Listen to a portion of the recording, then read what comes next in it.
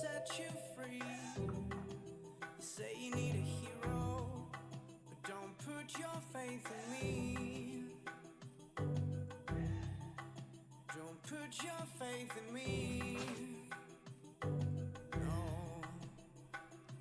We all get lost sometimes. We all fall sometimes. The darkness in our hearts makes us shine like little stars. We are heroes.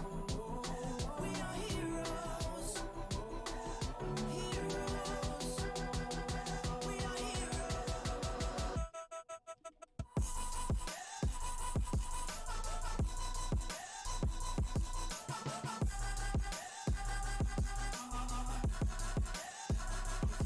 We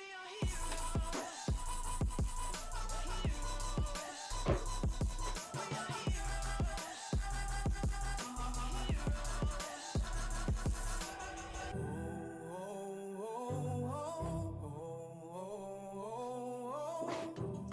See you walking through dark lands, searching for a strong hand. Take the reins and don't let go, but don't put your faith in me. 'Cause I'm no hero, at least not tonight. 'Cause we all get scared sometimes, we all fall sometimes. The darkness in our hearts makes us shine like little stars. We all get lost sometimes, we all fall sometimes. The darkness in our hearts makes us shine like little stars. We are heroes. We are heroes. Heroes. We are heroes.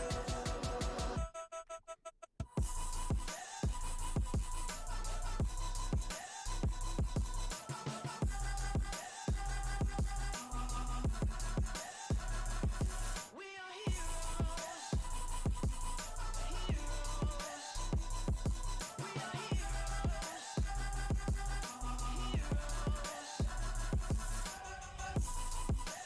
Say you hate the darkness, 'cause it's a lonely place. We don't need the darkness, 'cause that's what makes us heroes. Makes us heroes every day.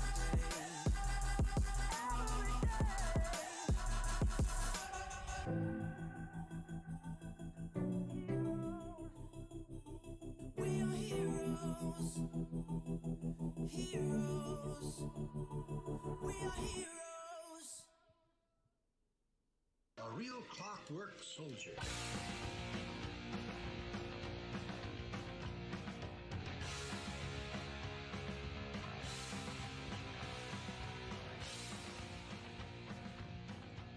Generation Orange in 5, 4, 3, 2.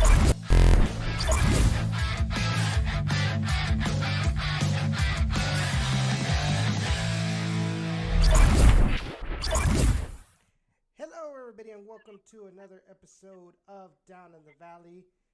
My name is Edson Ochoa, and accompanying me is my good friend and co-host, Jacob Young. Before I forget, I do want to remind you that this episode of Down in the Valley is brought to you by Roughneck Scarves and Golden Gold Press. Roughneck Scarves are the official scarf supplier of the USL, MLS, and US Soccer. And Golden Gold Press, if you guys would like to get any shirts, mugs, or any or articles that you would like to sell for a fundraiser, be sure to check them out. They have really high quality products at a really, really low price compared to everybody else. So be sure to check them out at goldengoldpress.com. Now, today is a very, very special episode. First of all, this isn't an ordinary Down in the Valley episode. This is a crossover between Down in the Valley and Generation Orange. So first, let me once again introduce Jacob. Jacob, how you doing, man?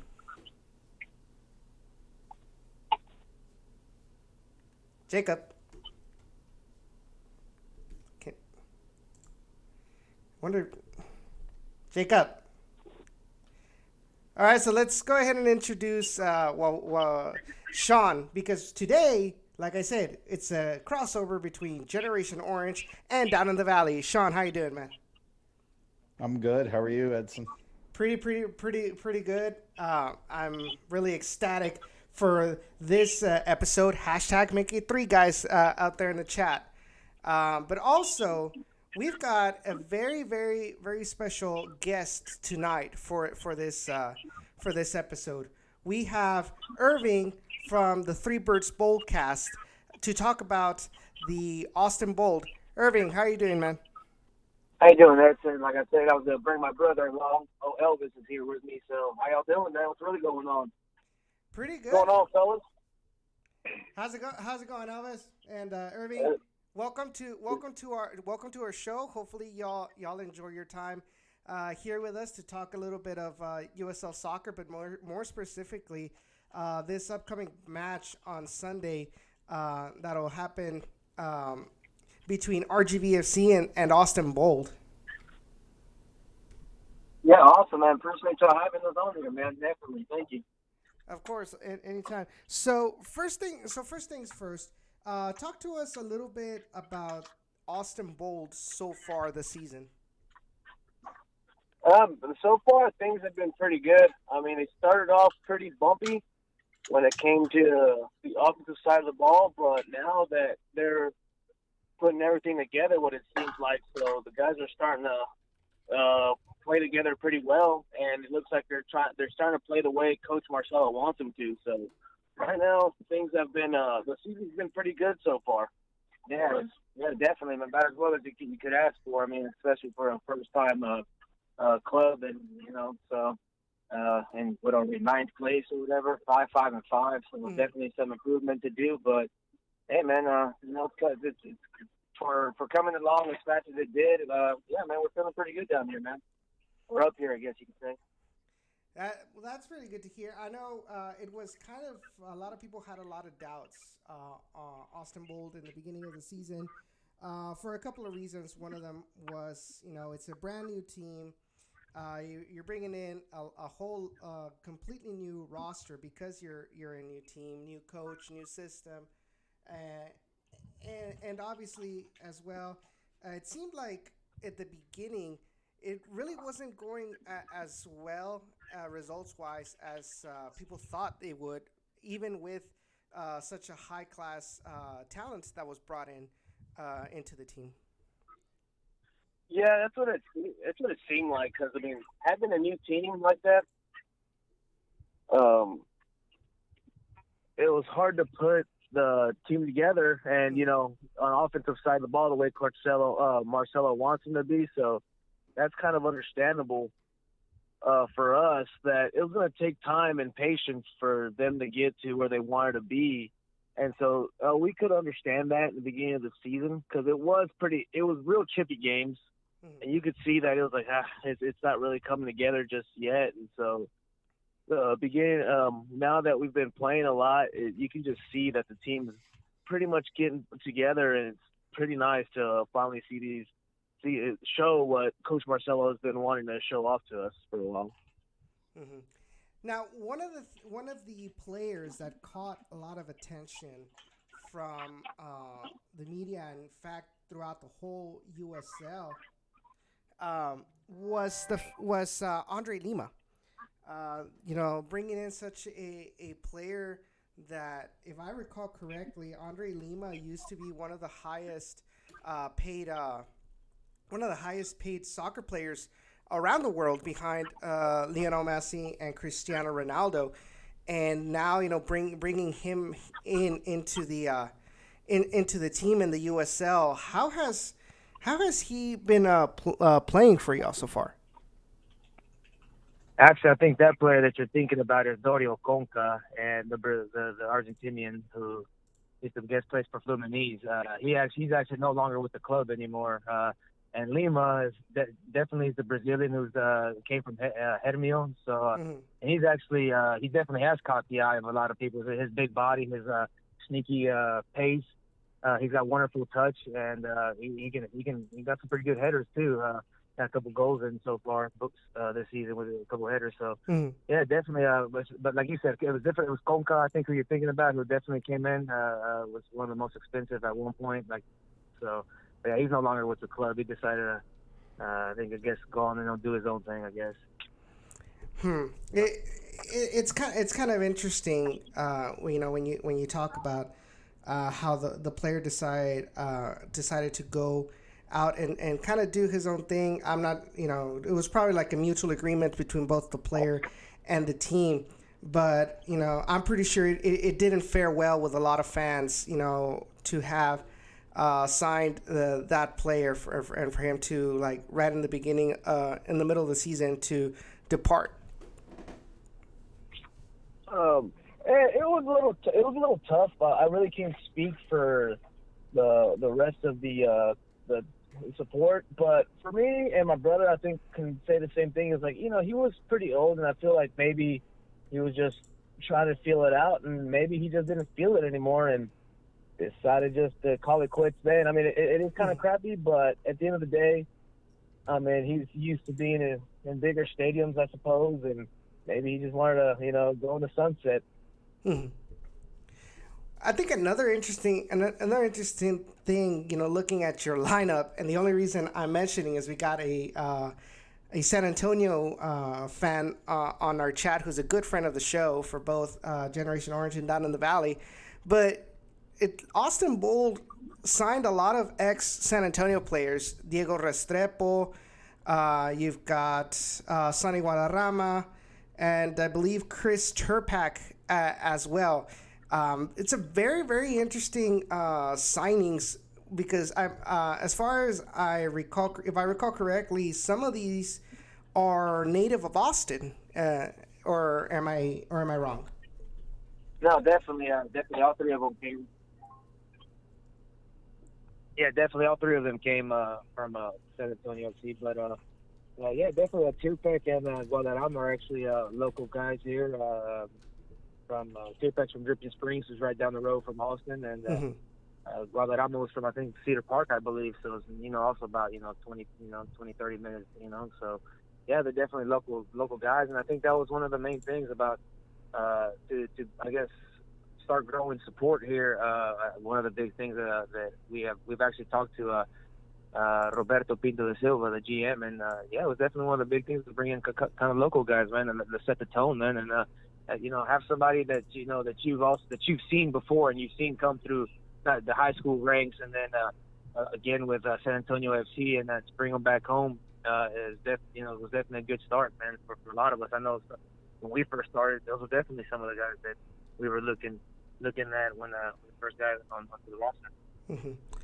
How would you describe for those of our fans who are either Dynamo fans, who pretty much got a first-hand look up at Austin Bold last week, but we'll talk a little bit more in depth about that later on. But for those, especially RGV fans who have not watched the Austin Bold play, how would you best describe their play style? Let me see. That's kind of hard to say, because I think sometimes even us as the supporters looking at it, sometimes I don't think they know sometimes exactly what they're trying to do. And it's not a big, it's not like a dig at coach or anything like that. Like, I think he's been in a lot of places, so they try to put a lot of things together all in one game plan. And so you'll definitely see some free flowing football. They like to hold possession as long as they can inside their own half. You'll see some beautiful one-touch passing, of course, too. That little Brazilian flavor. And it starts in the middle with Sonny, man, and who distributes out to Kleber and Lima, or whoever's out there. But definitely, he'll give you different looks, man. Coach, throughout the game, actually, he'll switch it up. So it all depends also on who they have out there as well. I know, especially with the additions of Emma and Francis from FC Dallas, and they definitely that could change also us too. I mean, they came in and got a couple, got some minutes in last week, but we'll see how they, integrate into the team a little bit more. We'll see how it goes. Talk to us a little bit now, heading more into recent events. as you know, looking at this squad, you know, you said you have a record of 5-5 with 20 points in 15 matches. That puts both Austin and RGV, you know, right at the end of the playoff spot, pretty much looking for that wild card positions at this moment. But last week, you had the opportunity in the U.S. Open Cup to go up against #Daddy Dynamo at BBVA Compass Stadium, and it seemed like in the first half, you know, things were going, you know, how on paper should have gone. You know, an MLS team that was completely dominant.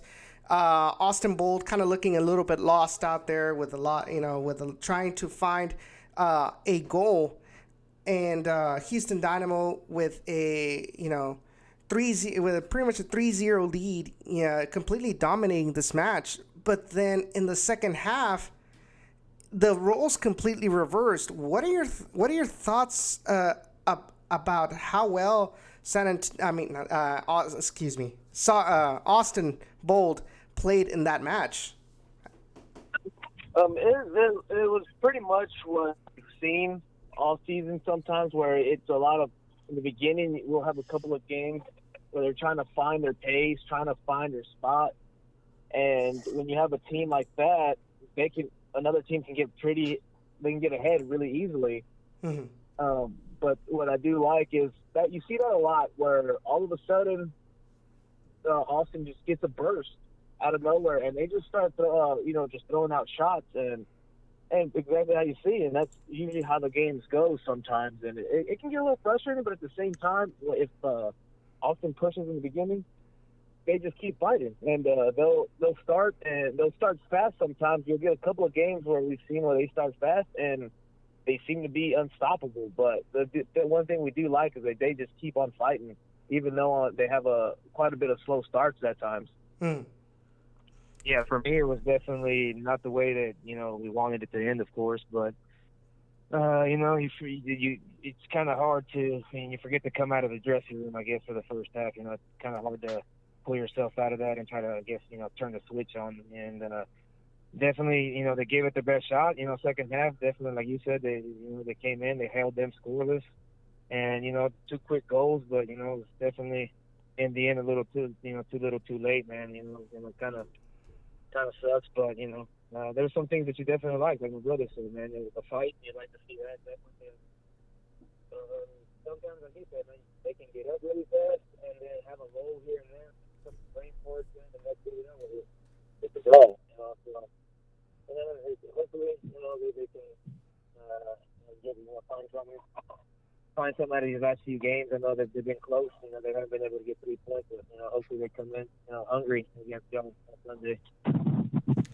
How big? So now coming into this match against RGVFC, you know, how much do you think this result against Houston Dynamo, how much do you think this is going to motivate Austin Bold to play against RGVFC? You know, going up against the father team and putting up a fight to a point where Houston Dynamo were scared, fans were scared that the Bold was going to get an equalizer in the match. How much do you think that's going to motivate the players for this Sunday?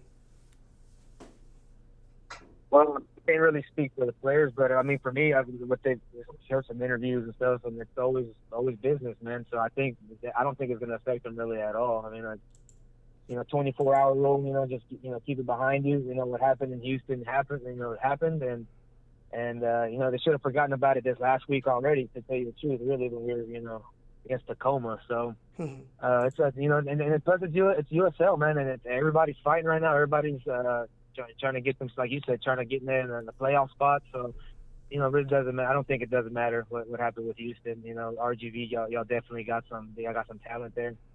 So, and I know they're definitely going to come out and fight. So, you know, we're hopefully, you know, when the Teals come out and, you know, also put up a good fight, man, good show for y'all down there. Jacob, Sean, do you guys have any questions? No, I don't have anything. Jacob? I mean, I'd just say this. How's the atmosphere up there at the field on game days? Oh man, it's up and down, like with anything else. Do you have? It's funny because we'd have a Tuesday game, and the crowd would turn out, and it was pretty loud. And then you'll have some other games where some guys aren't showing up or whatever. So it just depends. But when it's good, it's good. It just depends on what stuff's going on in Austin. I feel like sometimes, but the atmosphere can be pretty good. But I'm not going to sit here and say it's a rocking stadium or anything like that. I mean, it can be a little lull at times also. Yeah, definitely, man. I mean, I know from the beginning of the first game, we got 5,000 people in there, pretty much a sellout. You had standing room. People were everywhere, and then didn't do quite as well the next two games. I think maybe 1,500, 1,800 people. But here slowly, with the Open Cup, I think helping out. I think they've averaged, like 25 or 2,700 people here the last few games that they've had at home. So it's coming back up definitely. And like I always said, man, it's every game is different. And I don't want to give the excuse that everybody gives the excuse on like the California when they say nobody goes out to games for California teams because there's so much to do. But sometimes I guess that's how it feels like out here, man. I don't know if other people got other stuff they want to do in the city. 7:00 at night on a Saturday or whatever. But it's definitely it's getting better. I'll say that. I'll go ahead. It's definitely. I mean, you got brew all over the place. You got beer all over, food. I mean, it's a good place actually for a game, man. I will say though, $2 beer night was a heck of a turnout. Imagine that. That's pretty good. Jacob, anything else? Not really, no. So, there's something that, a lot of people are kind of wondering about right now when it comes to like the city of Austin.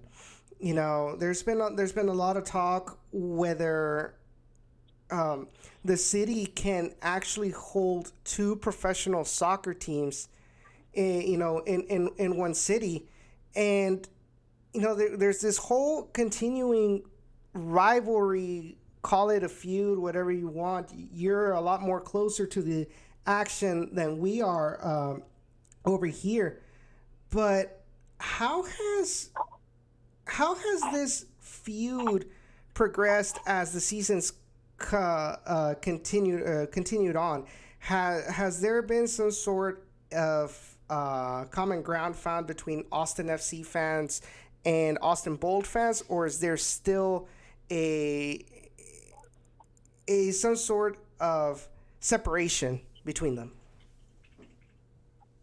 I mean, I can say as the season has gone by, it's gotten a little bit better.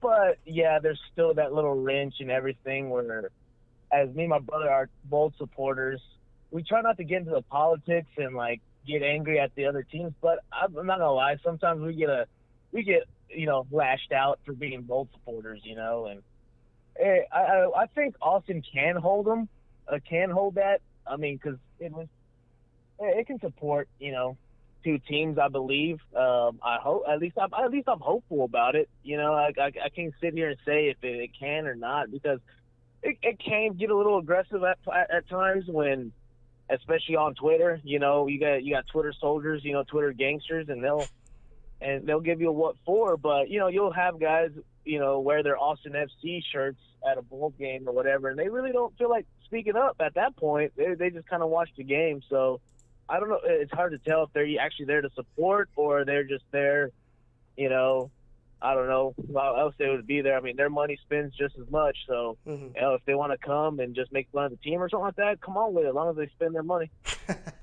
Yeah, man, definitely. For me, it's, there's definitely, like he said, it's cooled down a little bit. It's usually the same 4 or 5 dudes on Twitter that are pretty much lashing out at everybody. So it's not everybody for the Bold, and it's not everybody from Austin supporters, actually. So you don't really hear a whole lot from them around here, man. They're loud on Twitter and all that, but you don't really hear nothing. For us, like we said, we haven't really gotten into the politics and that bull crap. I know a lot of people like to ask us what we think about, the Bold and Austin FC thing. But for us, man, it was really, man, whoever was going to come first is who we're going to support, man. And when USL said they were going to get a club, and we were there. That's who we're going to support, and that's us. If anybody else in the city wants to support who they support, man, it's what it is, man. It's whatever grows a sport. And I've always told people, I mean, everywhere else in the world, I know that you got the promotion and relegation type stuff, so it's a lot easier for people to support lower league clubs for sure. But and that's why I think a lot of other places with just about the same population as Austin can support other clubs. And I've always thought that Austin could do that. They definitely got the population, but we'll see. I don't know. We'll find out if people really like football in Austin, or do they just want to be in the club and say that they got MLS and go, drink IPAs or whatever they do. Whatever they do up north. Yeah, whatever they do up north of that river. So now looking forward to this Sunday's match, what are you expecting from this match at HEB Park? Well, I mean, hopefully, man, improvement on what they've. I mean, like I said, they've started off strong sometimes, man, and the defense. I don't know what happens. So sometimes there's a little lull there, or brain fart, or somebody ain't paying attention, and. Like in the last couple of games, they got scored on from set pieces. So I want to see how the set pieces, how they come back from that. What kind of stuff they're drawing up in the training ground, if they're even thinking about it. Hopefully, but yeah, definitely. I want to see some improvement, man, between the guys up front as well. Especially with Emma and Francis coming in. I know Coach took out Walarama, who is definitely a fan favorite, and likes to pull the strings down there in the middle, and he pulled him out about 60 minutes in, and brought in a couple of the new guys. I think it was Emma who came in for him, and Francis came in for him, and definitely he looked good. I'm not gonna lie, Emma and Francis, both the guys from FC Dallas, they definitely look pretty good. So I'm interested to see what who Coach puts out there, his lineup. I know Tierpek before this also was having scored a hat trick and then a brace in another game, and then he hasn't seen the field, or I think even the bench last game. So interesting to see the lineups. Let's see what Coach Marcelo can cook up, and especially with these new additions. How about you, E? For me, it's pretty simple. I've had the same feeling every time all season, and it's the middle of the season. I just want to see how the guys react in away games, because we're not the best at away games. We've shown that already. And I just want to see improvement or whatever have you. I just want to see different emotion on a home game. Maybe I'm hoping that they've gotten over that whole situation, but our away games are pretty tough. They're pretty tough to watch sometimes, and so I'm just hoping this is a little bit closer to home. So maybe they, bring something out a little bit better, where they're a little bit more emotional in the beginning of the game, where they're not, almost lollygagging at some point. Mm-hmm.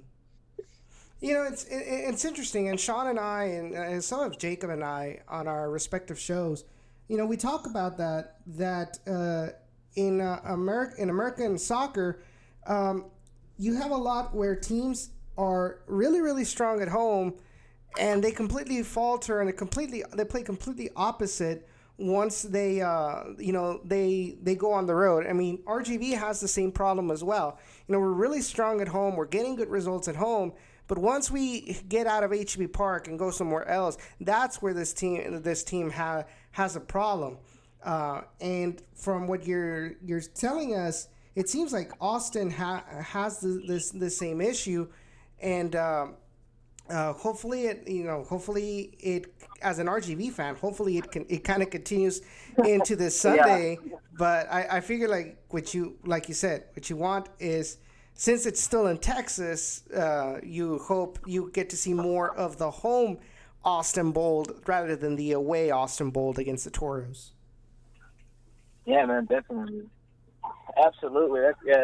We're hoping to see that. I mean, who knows what they will come out with. But, yeah, it's kind of tough, because I understand that it is USL and they travel a little bit different than major league teams would, so it's probably harder to get up for – away games. But like I said, this is a little bit closer to home.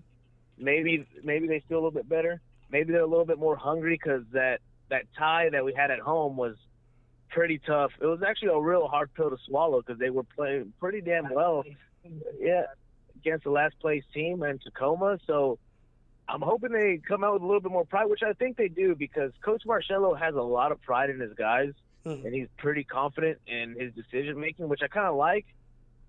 So I'm hoping that they come out a little bit strong here, especially since they won't be too far from home. Well, I guess all we can hope for is to make sure that it's a really great game for both teams this Sunday. May the better team win. In our case, hopefully it's RGV. But do you guys have any questions you would like to ask us about RGV real quick? Yeah, definitely, man. We actually did. We had a couple, maybe a few here.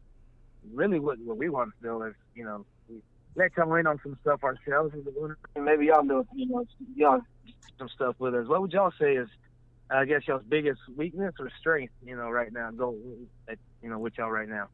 I'm gonna go ahead and let Jacob answer this one. I'm sure he'd love to answer it. Jacob. Yeah, I think our biggest strength could also be our biggest weakness. We're just not consistent sometimes, especially when it comes back to on the road. At home, we seem like a pretty confident and pretty good team, except for in the first half, we just have to take advantage of things. Of course, down where we are and up in Austin, the wind gets pretty bad at night too. So one side will be dominant with possession of the ball because that's where the ball will want to go. But other than that, really, it's just, we could be consistent and score a lot of goals, and at the same time we could be really inconsistent, not do exactly that, and give up a couple because our defense can only do so much. But yeah, I think our strongest part of this team could, especially at home, would really be our defense, and our offense could be our weakness as well, just with the fact that sometimes we don't take care of the opportunities and put the ball in the back of the net, and sometimes, of course, we are able to. So it all depends. We're very inconsistent when it comes to playing soccer sometimes too. And one of the things that Jacob and I talked in a previous episode was the fact that it seems like RGV tends to be a team that reminds us of that 2017 Dynamo, where it was all more about trying to go for that counter quick attack and score a lot of goals. But when it comes to going up against teams that tend to park the bus, if you want to call it, and allow RGV to maintain possession and close down the space, it seems like the Toros have a very difficult time figuring out how to break apart these defenses. Okay. And I was going to ask, this is Elvis here. So who's y'all's war daddy? Who's the guy that y'all would say we need to be afraid of? Who's that guy for y'all? Easily, Chuy Enriquez. He is very, very talented on the wing. He is very agile. He's very smart in his location. He can shoot. He can cross. He can dribble past defenders really, really easily. So he is my number one player in this team. But you can't also deny or look past Carlos Small. He's been on a roll lately. Yes, but he's also not going to be able to at least start the game, let alone maybe play the game, due to the fact that he was with Houston Dynamo on Tuesday in their 3-2 loss versus Minnesota United. So that player will probably, if anything, get a couple of minutes, if not play the game at all. He only played like 10 minutes. I find it hard to believe. He still has to travel back, though, too, Sean. Sure, yeah, but he's still going to get recovery time. But they expect that they have to be able to play and perform. So, I mean, I could see him starting Saturday. So I wouldn't say that it's unlikely he will. I don't think that rules him out either way. Yeah, I definitely agree with Sean in that one. I think he played very little minutes with the Dynamo. I don't think it'll affect whether he'll start on Sunday or not. I mean, this is going to be a Sunday match, so that's an extra day compared to the usual Saturday match. Thanks, J-Lo. Plus, I think that's like the only reason why we're playing on Sunday is because of that concert. Seems legit. But also, another thing is that Carlos Small is the only only striker that we have, because Malik Foster is out for Gold Cup. Michael Salazar was signed on an MLS contract by the Houston Dynamo as well. So we're only down to one striker. So he either plays with a false nine or he's going to have to risk it and play with Carlos Small. Okay. No, that sounds pretty good. And I guess it'll only be fair if we would give you all our strengths and weaknesses. And what I can tell you on our biggest strength, me and my brother might disagree with each other or agree. But I think starting off our weaknesses, for sure, I believe that it's speed. We don't have that much speed going into any games. We have maturity, but definitely not any speed. So it's one of those things where when we're going against a guy that's a burner, it gets us sweating a little bit. It's kind of hard to deal with. So hopefully Chewy isn't that fast. That's what we're getting at. And our strength, me personally, I think it's our defense. I think our defense has been strong all season and consistent. Mm-hmm. I mean, those are kind of the lame ones that I can give you. That I will give you is just, our defense is pretty strong, and they've been consistent all season, and it's kind of nice to have that. But I'll definitely tell you that speed is just one of our killers, because I like to say, I think so, at least. Yeah, that's pretty much it for me, too. So yeah, man. So, awesome. Appreciate y'all. Definitely. But before we let y'all go, we're gonna go ahead and go with with this tradition every time we have a show before our match, and that is our regular predictions for the match and our bold predictions. So we'll go ahead and start with my regular prediction. My regular prediction is that RGVFC get another clean sheet and they win 2-0. Jacob? I'm gonna say 3-1 RGVFC coming away with the win. Yes, one goal let in late in the game, because sometimes we tend to do that. Sean? I do like that you're asking for a bold prediction. I thought that was rather fitting. Let's see. Actual prediction, I'm going to say 2-1 RGV. Bold prediction is Austin hits that goal in about the 89th minute of the match. Dang it. All right, guys. Damn it, but that's how you really feel. For me, Irving here. For me, I guess my regular prediction would probably be just the way that they have been playing, and then going into a place where y'all say that y'all are pretty good at home, pretty tough. Hopefully, getting out with a point, it would be good. I guess a regular prediction, I think maybe 1-1 with a draw. But I guess bold prediction that Emon Francis come on and Tierpeck, like you said, Tierpeck throws one in the 80th or something like that, man. And bold 3-2. Oh, that's Elvis here. Yeah, I'm gonna give the lame score is probably 1-1. Austin's been finally. They're not the best away, like I've said, but they're finally scoring away, which I'm happy about. That's definitely an improvement from the beginning of the season. Mm-hmm. And so I give it a 1-1, maybe 2-1. And my bold prediction, Tierpeg comes in and gets another hat trick. How about that? There we go.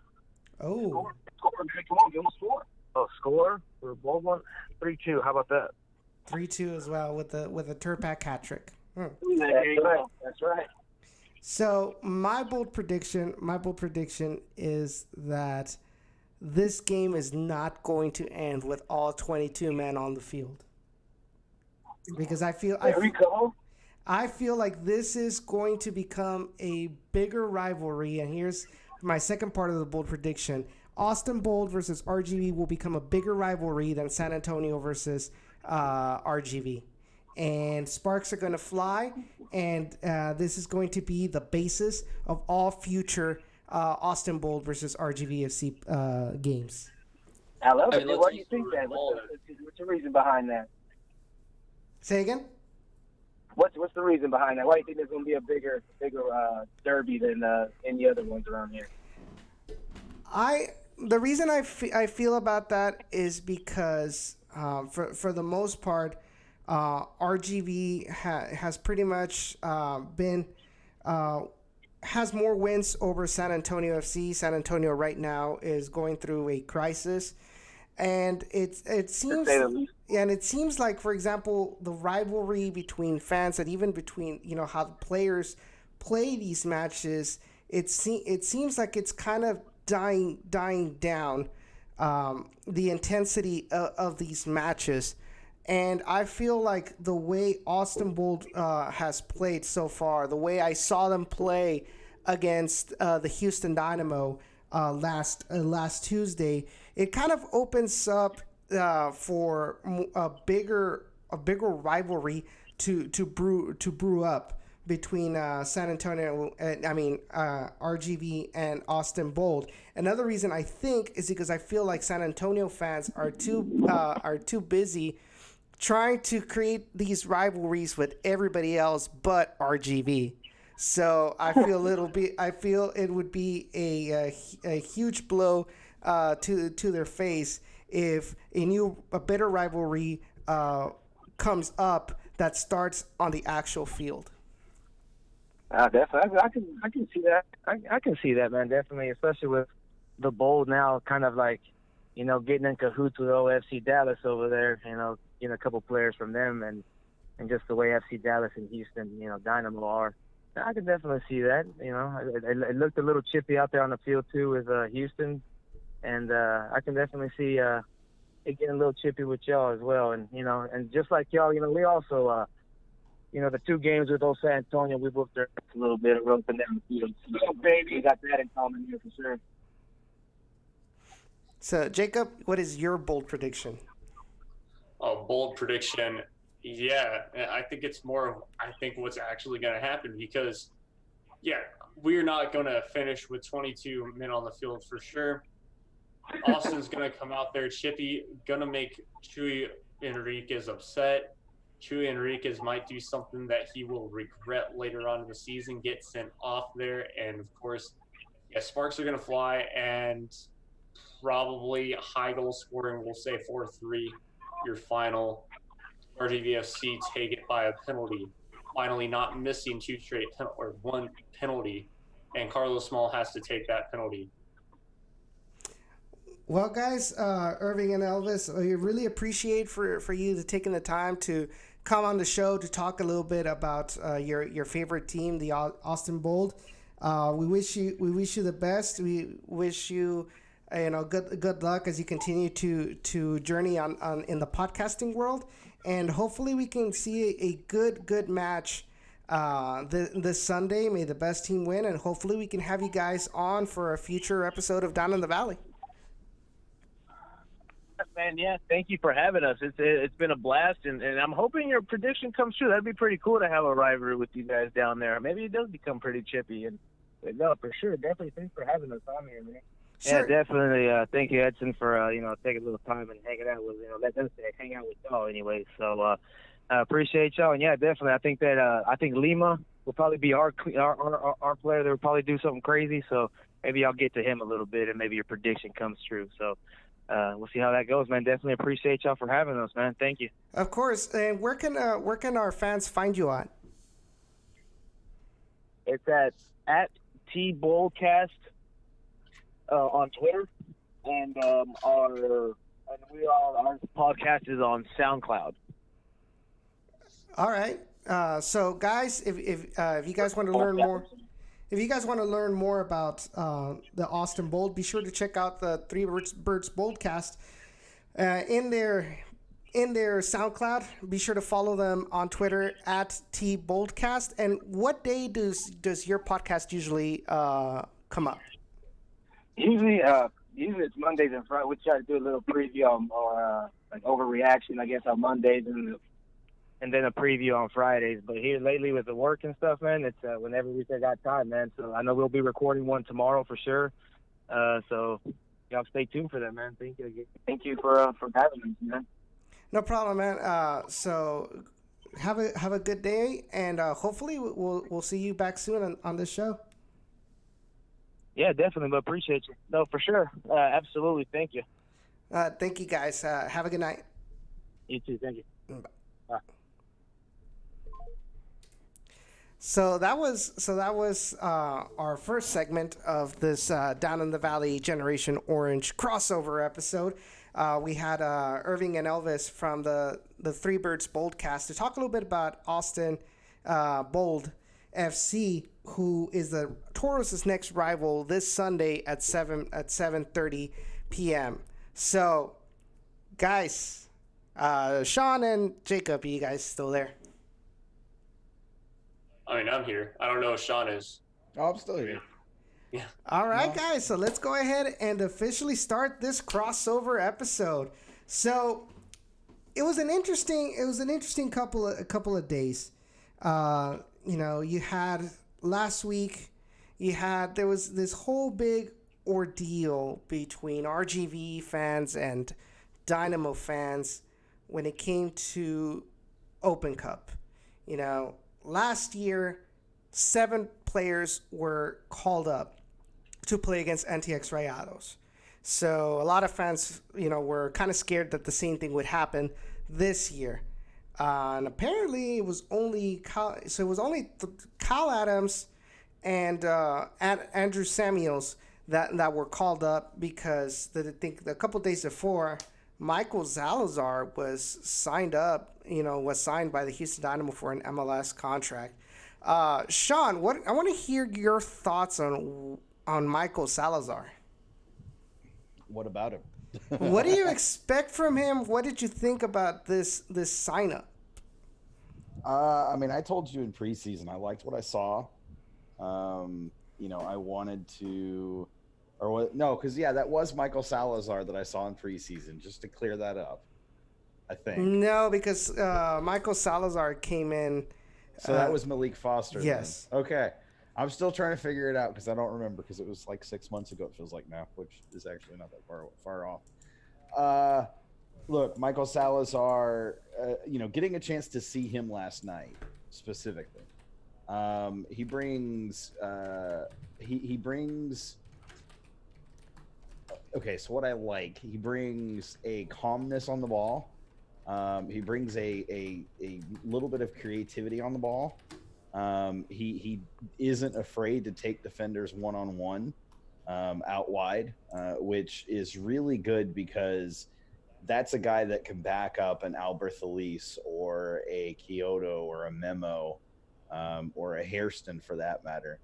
It's the type of player at his age that we really do want to see with the Dynamo long term, that can be groomed in to become the next Elise, if you will, although I don't think he has the same speed and pace that Elise has. But he definitely has moves. He's going to have to work on some things for sure. But I feel like part of this move also is just the Dynamo wanting to make sure that he feels comfortable that he has a position moving forward.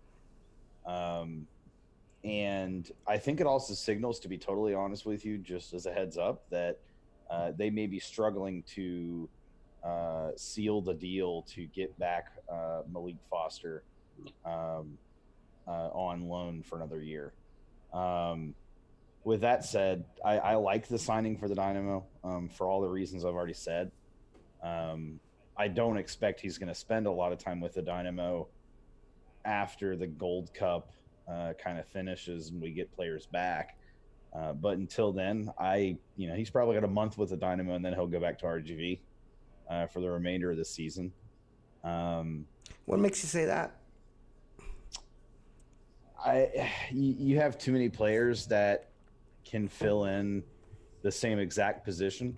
You've got Marlon Hairston, you've got Memo Rodriguez, who, Memo's injured again, but we don't know for how long. We don't know how serious. Here's the thing though. at least with RGV, he's played the 9 position. He's played as a striker. That I was surprised looking at yesterday's match. You know, that Wilmer Cabrera put him in for Marlon Hairston. It was a position that I had not seen Michael Salazar play at RGV. So and the fact is that what brought him to the Dynamo was him playing a number 9 position.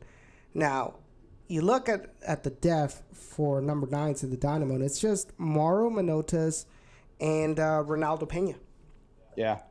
I think one of the reasons we probably saw him out wide was because they had Carlos Small available, and they really didn't have any other depth options out wide, to play last night. And so that's probably why they played him out there.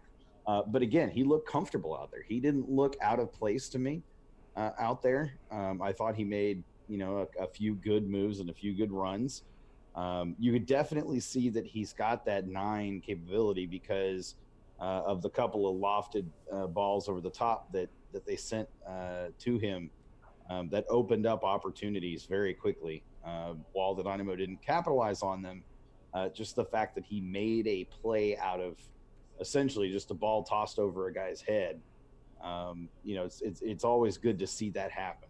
Mm-hmm. And because that's an element that an Elise and a Kyoto bring you that Marlon Hairston has tried to replicate and does decently to some extent. And Memo, just for whatever reason, I've only seen him do it once or twice the entire time that he's been a starter or even a sub.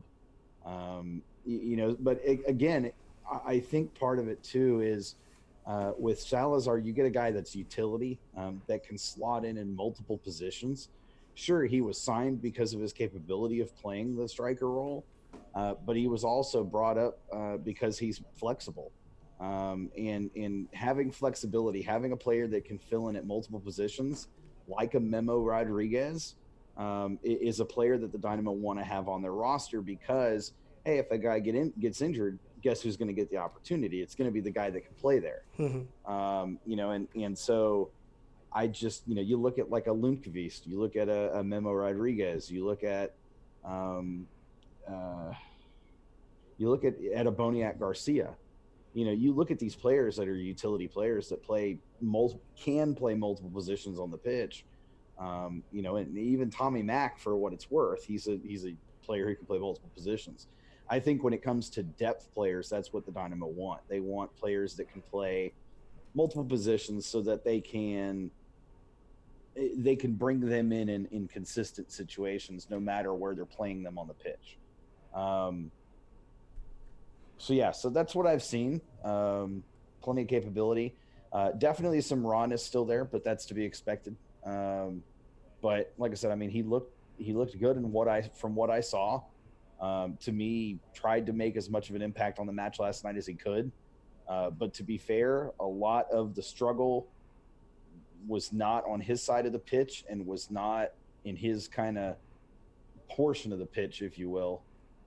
Last night in that second half when he was on the field, it was everything that was kind of behind him, not his part of the game, if you will. And so, last night's kind of hard to judge for a lot of different reasons. But I think it's a good signing. I really do think it's a good signing. And I look forward to seeing him more and more. But like I said, I just get the sneaking suspicion that once Memo's healthy, as long as Marlon can stay healthy, as long as Elise and Kyoto can stay healthy, I just don't think that he is I think he's a long-term project player, but I don't think he's a type of player that's going to stay with the Dynamo for Dynamo matches. I don't think he makes the 18 regularly. Jacob, how did you see Michael Salazar in the minutes that he played in both Open Cup matches? Did you see? I know it's very little time for you to kind of fully display, his potential and to all of the fans, but did you see some of that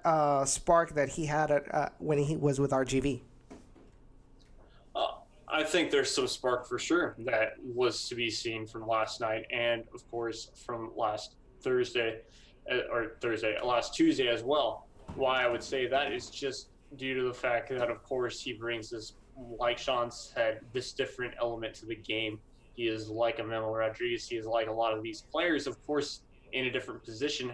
That's one way that you can figure things out from just one player. Now, of course, last night I think was a bigger leap, I guess, or just you could judge.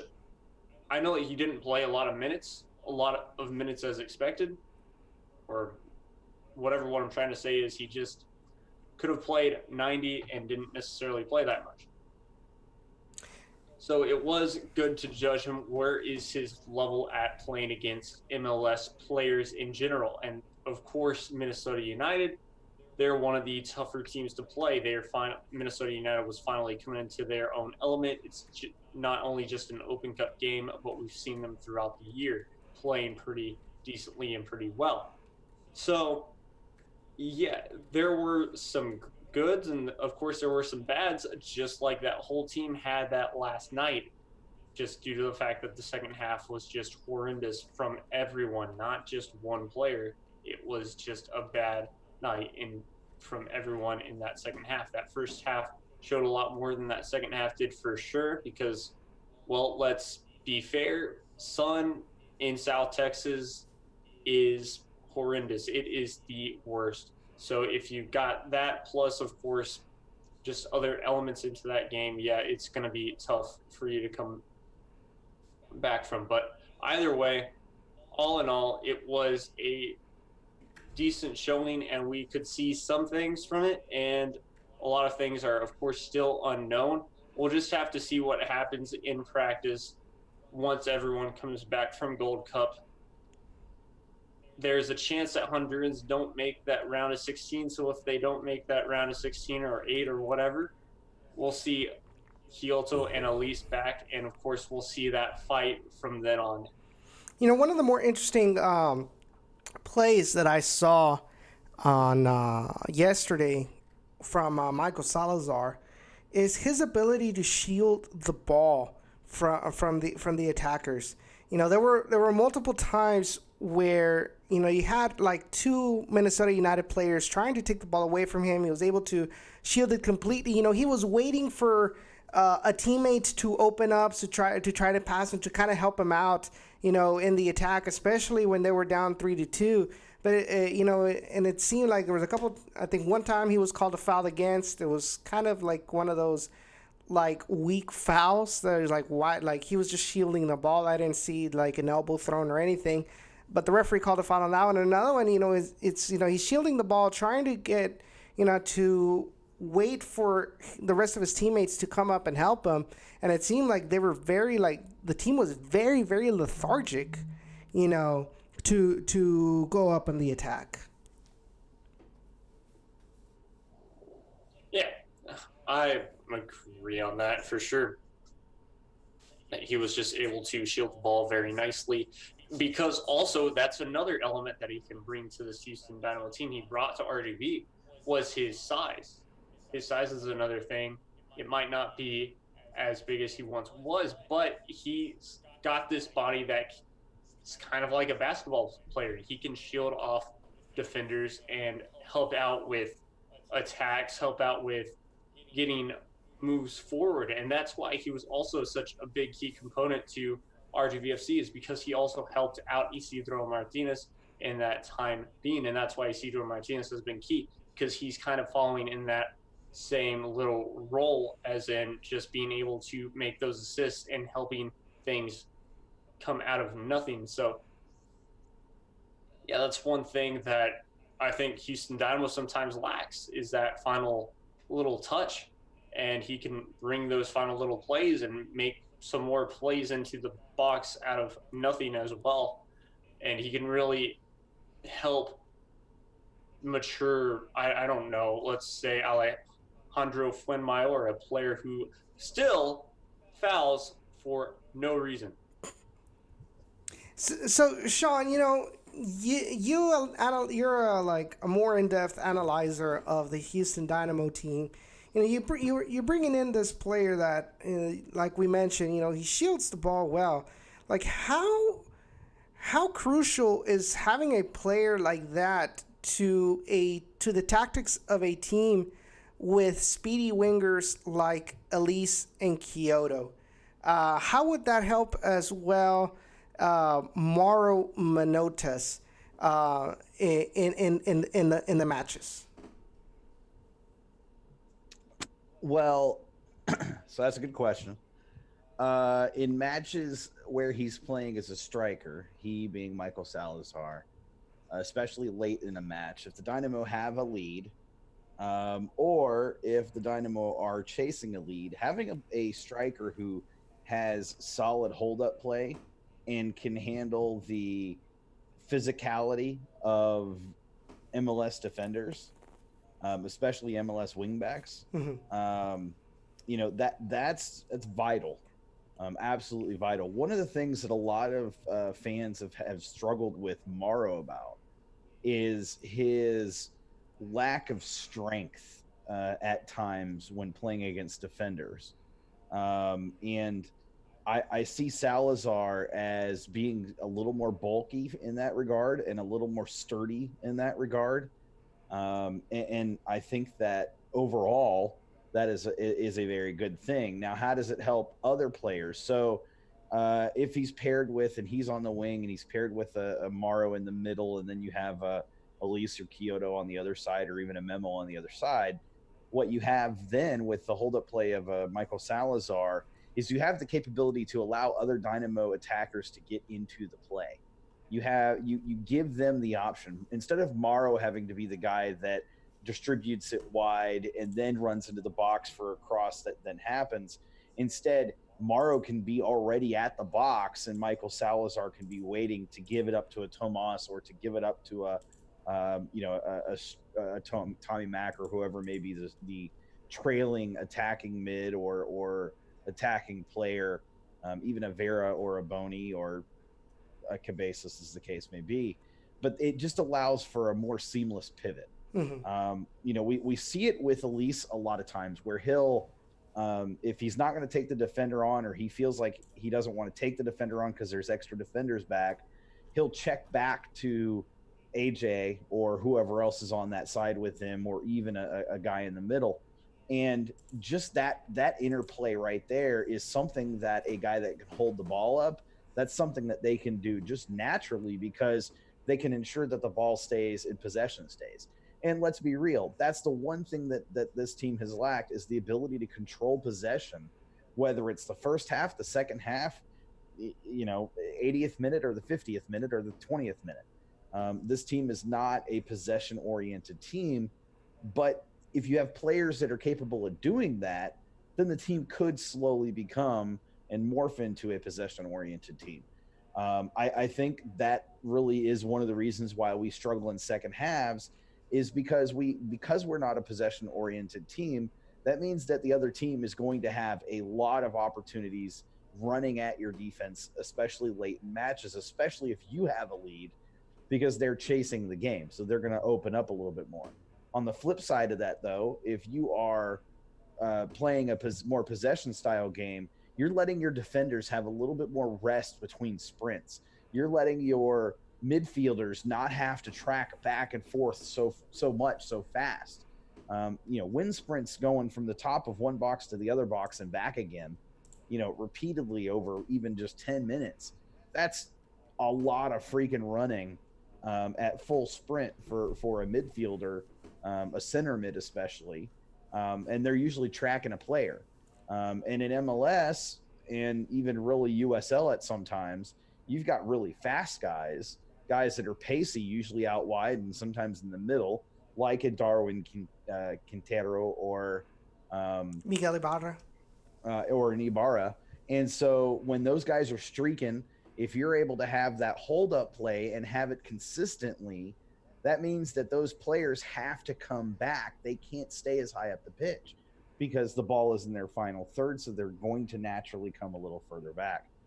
So it just creates certain opportunities from a tactical standpoint and from a strategic standpoint that you don't necessarily get with guys that don't have as good a hold-up play. And I feel like, and Callow's going to hate me for this, but I feel like the one thing that Tomas struggles with more than anything is not having a possession-oriented winger or possession-oriented striker that he can play off. He plays much better when he's got that type of player around him than he does when than otherwise. And he plays decently. I agree with Callow. He does, Tomas has definitely struggled, especially here lately. But he's also had his moments too.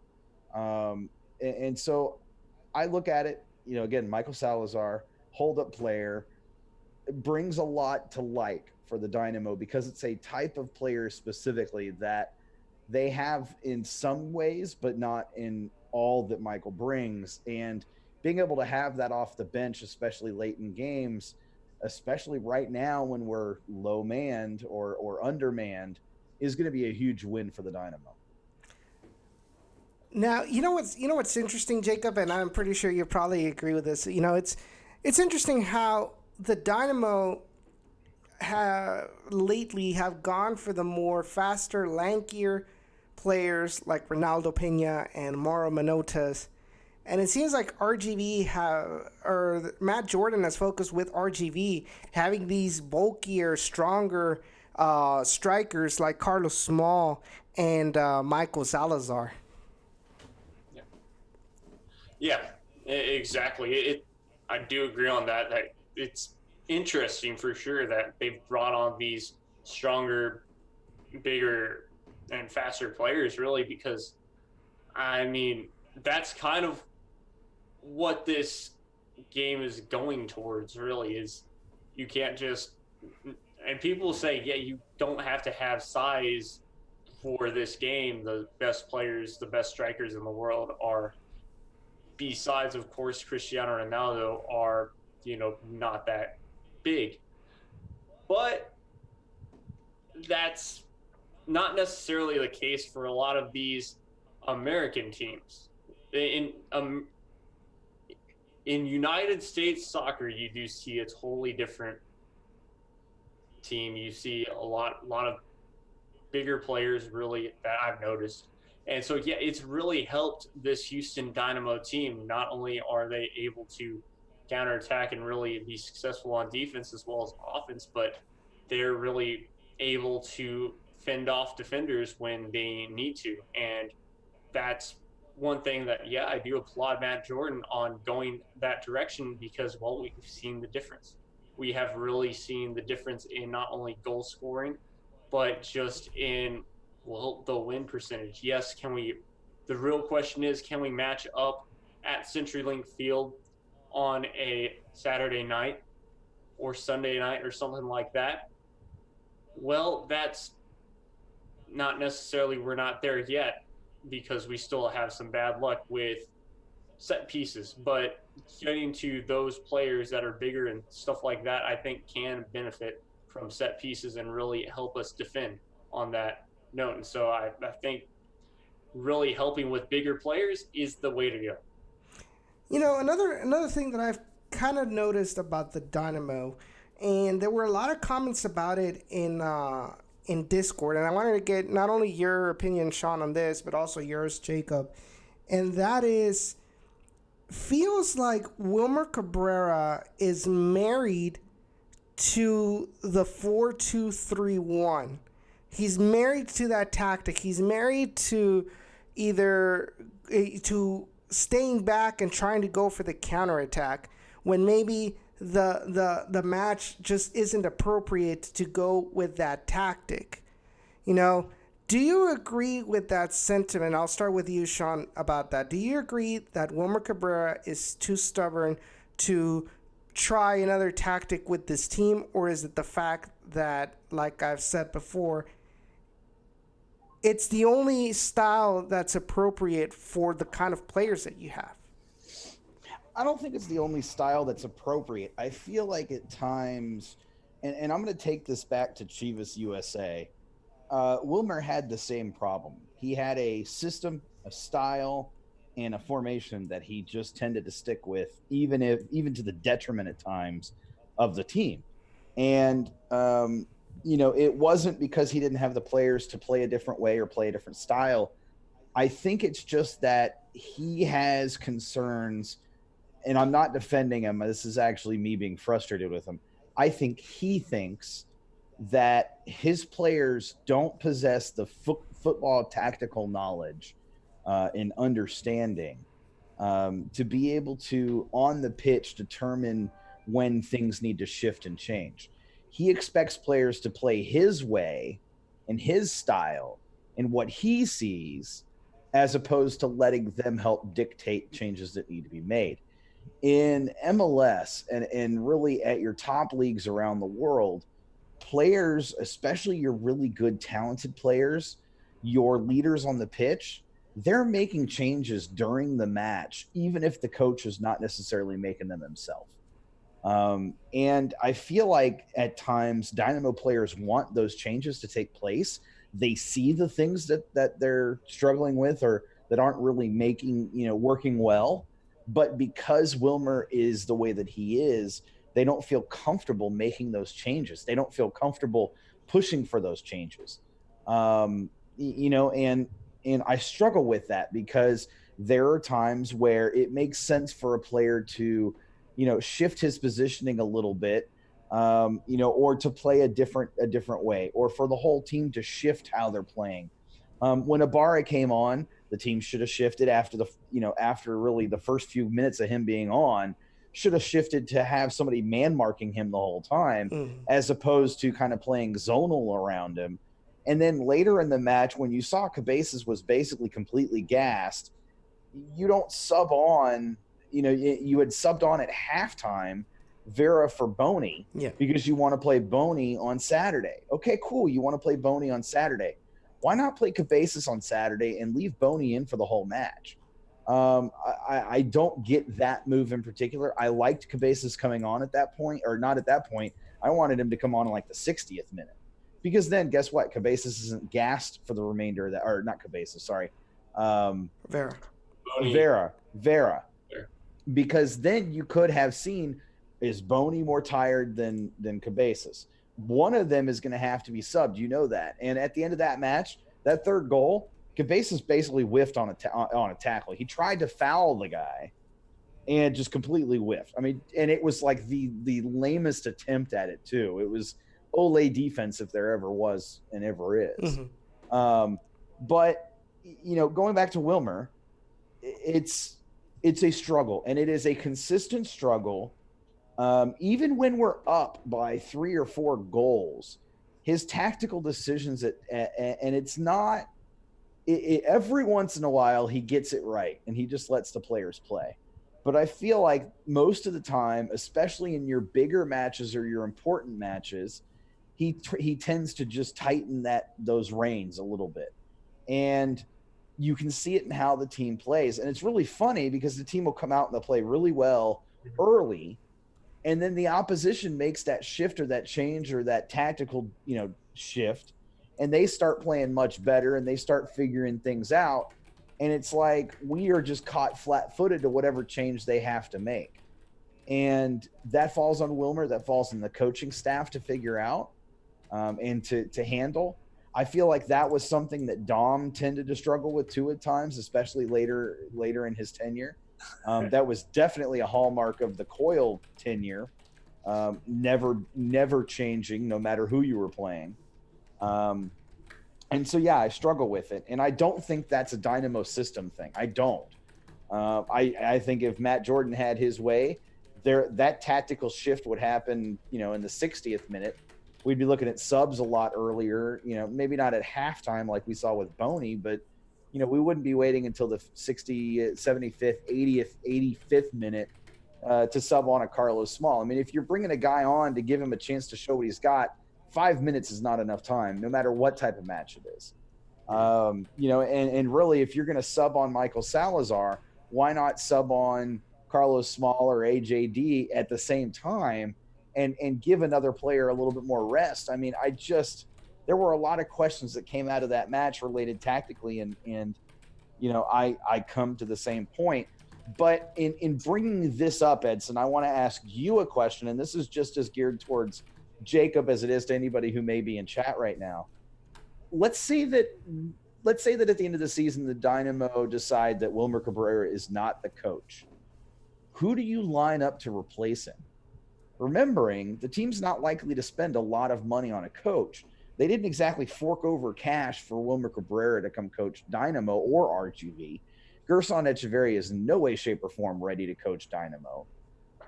So who do you bring in? Who is the next coach? They're not going to spend a lot of money. So all these people wanting to change away from Wilmer, is it, the question really needs to be asked, is he the lesser of two evils at this point? See, here's the thing. I definitely agree that I'm one of those that kind of want to give Coach Cabrera the benefit of the doubt. Obviously, I don't want to make him an untouchable, which means just because he turned this team around from the Owen Coyle era to what we have right now, just because he did that, we can't criticize or point out some flaws in his system and his way of thinking, et cetera, et cetera. But if you ask me, honestly, I don't know. Based on the circumstances, based on those guidelines that you mentioned about how the Dynamo signed players or coaches, I really don't know, who they would get, who would make those most sense. Would you be bringing in somebody from the pipeline? Would you be bringing in somebody that is from outside of the United States? Would you be bringing in somebody from South America that Wilmer knows, or it's one of those things where, at least with Wilmer Cabrera, he had some sort of pedigree within MLS, and it kind of fit the bill when they decided to sign him for RGV and then for the Houston Dynamo.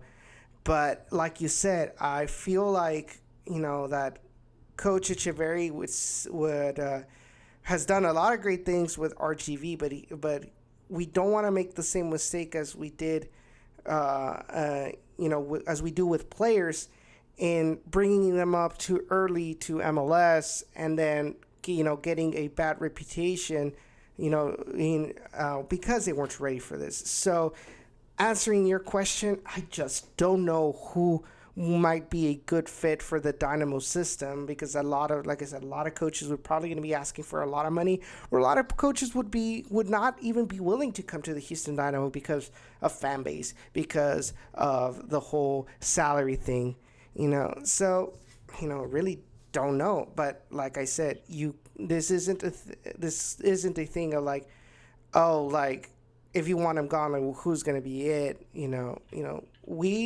I think we as fans can point out his flaws and criticize some of these things, but that doesn't mean that we really want him gone. I think those that really want him gone are kind of the squeaky wheel, or kind of the vocal minority in social media. Jacob? Well, a lot to digest here, but I'd say one thing for sure, especially with that question, if we were to get rid of Wilmer and all this other stuff. Well, first off, that's just a regular stubborn coach that we have right here. Wilmer Cabrera Jr., that's a stubborn American coach. That's Junior? Really regular. Junior's coaching the Dynamo now? Oh, what jeez. I applaud Junior for going up in that tactic. Sorry, we're not going to be jerks about it. Keep going, Jacob. But yeah, no, it's the same deal. It's a very stubborn coach, and that's just the way that coaches have been. And then, of course, you get to this point. If Wilmer goes, of course, you hire a new coach, whoever his name is, then you are basically pressing the restart button. It happened with Wilmer Cabrera. Luckily, his restart was phenomenal, and we got off the road and boom, on to the next one. Yeah, of course, you wouldn't hire Jerson right off the bat just due to the fact that he's still got some learning to do tactically and just buying players and all this other stuff. But he knows how to create a team as well as Wilmer does, and he can actually figure out those tactics and change it so far as I've seen down there. So, yes, that could be one coach if Wilmer were to leave after this year just for that little thing of maybe just to put as a placeholder, really, in a way. Of course, like you're saying, Houston's not going to spend a lot of money. Put him as a placeholder, get yourself a really great coach the next following year. And of course, you're not probably going to spend a lot of money there. I don't know. Get someone like, well, really, it's tough because you wouldn't necessarily know. It's South America. Do you go that route again? Because if I were to guess, it's going to be the exact same thing where this guy is going to be stubborn. He's going to say, I want to run this formation and this formation only. Will we change it throughout the game? Probably not, because I don't feel like we will probably need to. The players might, but I mean, the coach will probably say no. So it goes back and forth to where it's going to be tough if they were to ever hire a coach. And of course, yeah, that minority on Twitter, you're going to have that show. And then, of course, once you win, that minority is going to die down, and it's going to come back up when you get on a bit of a losing streak and probably not win the championship that same year. So I want to add to that because I have it on good source that Wilmer's on his extension that he signed recently was a 3-year extension. I don't believe they're likely to try to go away from that extension until they're in the final year of the extension. Mm-hmm. And so he is on, I think, year 1 of that extension. So we have so I think we still have another year before they even consider it a possibility at this point. Yeah. He would have to completely flame out the second half of the season for the Dynamo not to stick with him. Something else to add to the discussion, especially talking about who do you bring in to replace him if you do let him go or you do show him the door. Again, we're talking not a high salary, not a high money coach, but let's also keep in mind that coaches from outside MLS tend to struggle in their first seasons in MLS. Mm-hmm. Exceptions exist, of course, like a Tata Martino. But typically when a coach comes in from outside of MLS, whether it's from Liga MX, whether it's from a European league or a South American league or wherever, they typically tend to struggle in their first season, just adapting to MLS, adapting to the different style of play. And let's be real, we're not getting a Tata Martino here. We're just not. It's not going to happen. No. The situation would have to, it would be the coach wanting to come here to coach, not us wanting the coach to come here and coach. Yeah. And so, it's going to have to be one of the things where it's not going to be so much us wanting the new coach. It's going to be the new coach. If there is a new coach at some point, it's going to be that a new coach has said, hey, I would love to coach the Dynamo. I'm not drunk. I'm just tired. I didn't sleep well last night, Ray. Thank you, by the way. You're a freaking jerk. But it's thanks, Ray. Totally derailed train of thought. It's important to remember that, though, because when we talk about these things where we're talking about how much money are you willing to spend or how much money do we have to spend, and then who are you going to bring in? It's if you're going to bring somebody in from outside MLS, which is likely what the Dynamo would attempt to do, then you're probably going to suffer a first season of struggle. I mean, it's just going to be that way. And so I'm just, I asked the question I asked, and the answer I've gotten so far has been, I don't really know. And at the end of the day, if you're prepared to say, I'm looking at you, Callow, Wilmer out, that his time has come, then you've got to come up with a replacement for him, because at this point, the Dynamo don't have a replacement for him, not ready-made, and there's not a good option in the league. And I certainly don't want to cycle through another coach that's been a cast-off from a different team. that rarely works out well for MLS clubs. So again, I need, if you're going to say Wilmer out, I need you to come up with a replacement solution. And it can't be somebody that's a Jose Mourinho that's going to be ridiculously priced. And God knows I don't want Jose Mourinho coaching the Dynamo. Please. No one does. If that happens, I will literally give up my season tickets because I would be done with the organization. Like, that would be the end. I cannot imagine like him having the patience to deal with my questions in the post-game press conference. I would be. It would be a complete and utter circus, to say the least. Mm-hmm. Yeah. On every level, and he would get frustrated. He was pissed off that they wouldn't spend for him at Man U. You think he was pissed off then? Imagine how pissed off he'd be here. Crazy Americans are so cheap. Americans to the bottom. So Carlos says, and I was actually thinking of playing out devil's advocate with this, but he says, I don't have to come up for the replacement. I'm not in charge of the team. I want him to either change his ways or leave. Well, but that's my point. You're coming at it from the fan perspective of he's not good enough. I just want to replace him. Whatever we replace him with. My point is what you replace him with may not be better than what you currently have. Is he perfect? By no stretch of the imagination is he even close. Is his replacement going to be better? You're not guaranteed that. And in fact, with what the Dynamo are willing to pay most coaches, it's going to probably be more likely that you're not going to get a good coach in here for 2, 3, 4 coaches. Right now we have a decent situation with Wilmer, not a great situation, but a decent situation with Wilmer, that at least he's good enough to push us close to the playoffs, if not into the playoffs. And to be fair, he might very well be an MLS Cup level coach, but we're not going to be able to tell until we give him more than a couple damn seasons to do it. Yeah. And yes, he's struggling right now. Yes, he's tactically slow to react, but guess what? That's a common thing in MLS coaches. A lot of MLS coaches struggle with that. A lot of fan bases struggle when their coaches have a losing game or multiple games in a row. They struggle and they go, man, we want that coach out. And then the coach wins 2 or 3 in a row and they totally forget why they wanted him gone in the first place. Exactly. Happened in USL. Same reason why we had Jerson out for a while, as in that was like a tagline on Twitter. So now that's not a thing. And now, since we're doing pretty good, it's totally blown over. So it's the same deal. And then Wilmer Cabrera, well, he's had maybe a couple of bad games, and that's been Open Cup games. Guess what? Your stars are either injured or on international duty. Let's recall we were expecting a tough summer for both clubs. So far, he's proven that he can do a decent job with the squad that he's got, even when they're away.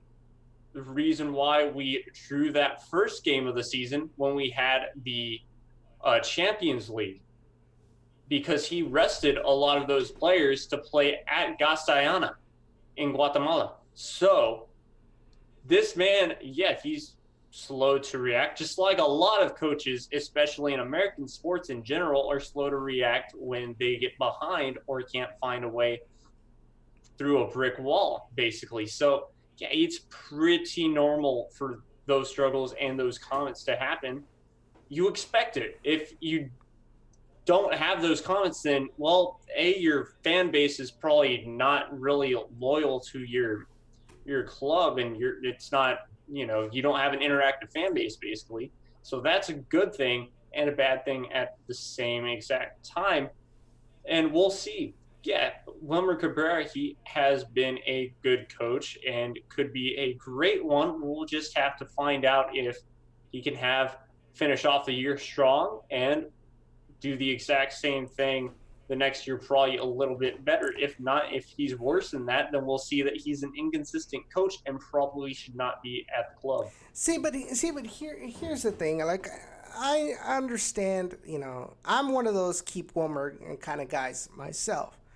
But, we do see, even when we have, this, a good streak in the beginning of the season, and especially in MLS play, you still see some of that, some of those gripes that, or some of the things that these fans that mention about Wilmer Cabrera, even when we've won, have mentioned it.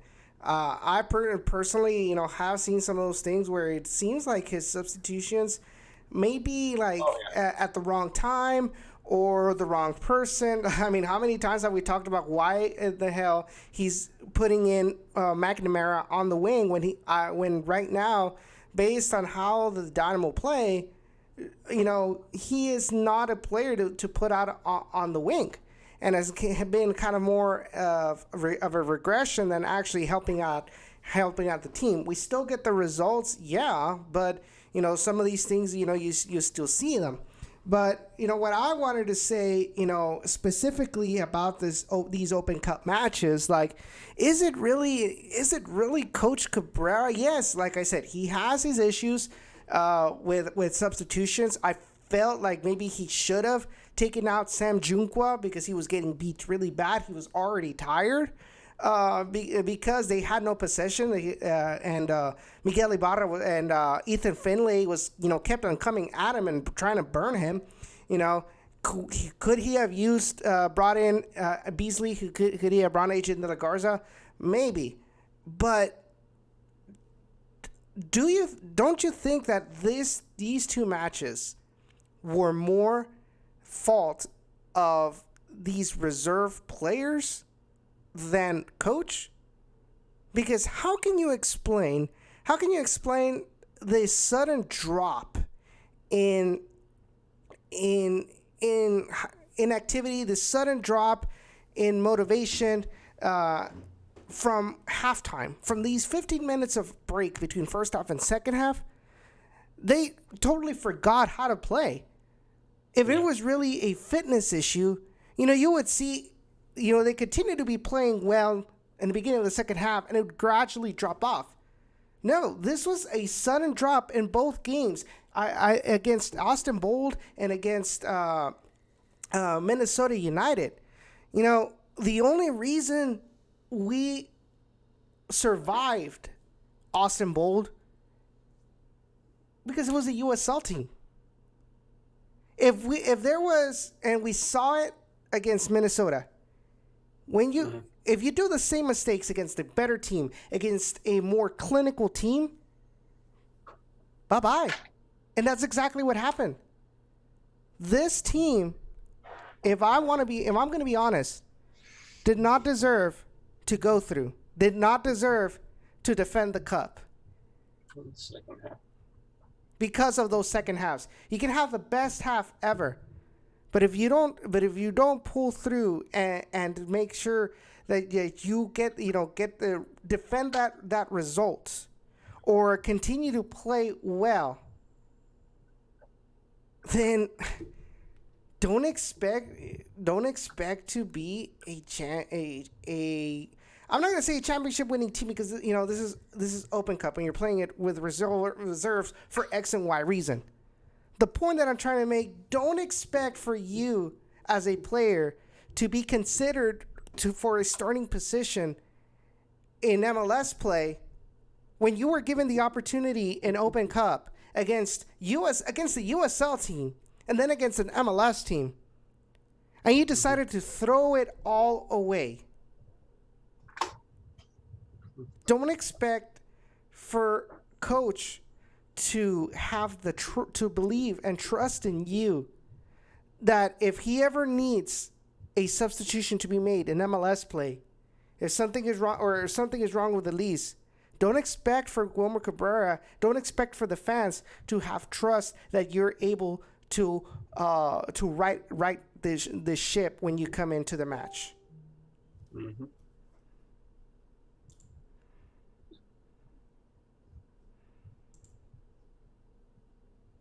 I will say I was watching the substitutions, and before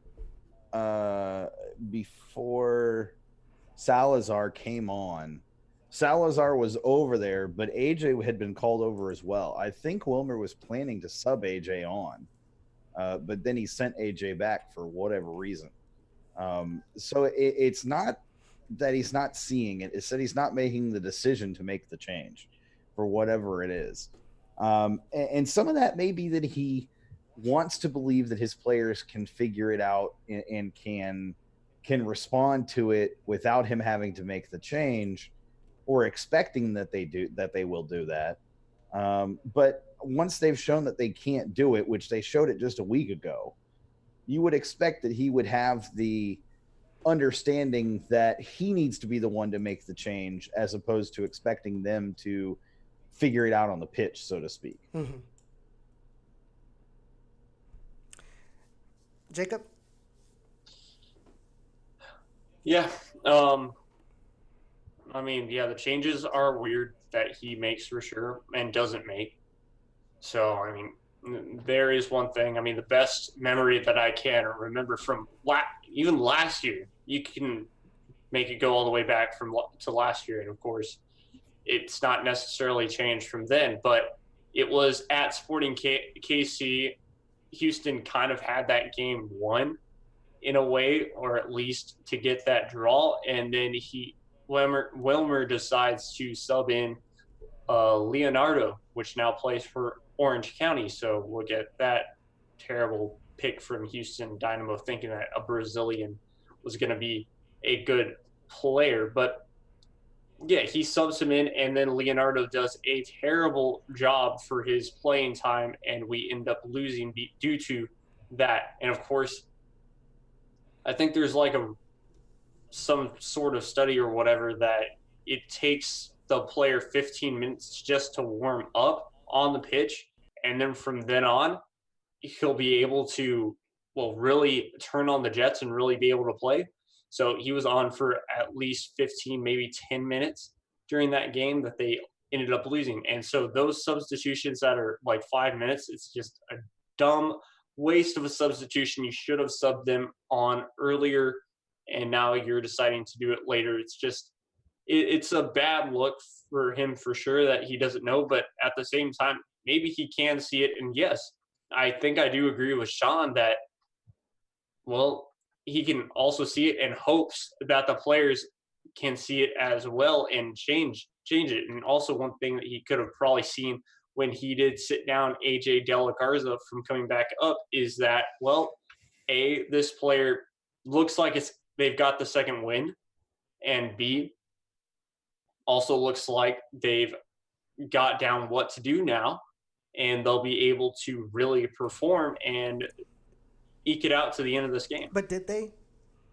Because No, they were being continually overrun in the midfield. The midfield was really disappeared. Like Sean mentioned in the third goal, Juan David Cabezas looked pretty lost out there. His timing was way off. I don't know what happened with Matias Vera. Is it that Juan David Cabezas and Matias Vera just aren't compatible with their play styles? Because we completely lost the midfield, and because of that, they were able to keep their possession and just kept attacking and attacking and attacking. And when you have a player like Miguel Ibarra and Darwin Quintero, who we have seen have played really well with Santos Laguna and with Club America in Mexico, what were you expecting?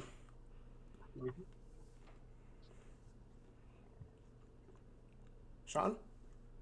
No, I agree. I mean, that's, like I said, it's not, I'm not asking the question because I'm anti Wilmer leaving, but the question has to be asked, who do you replace him with?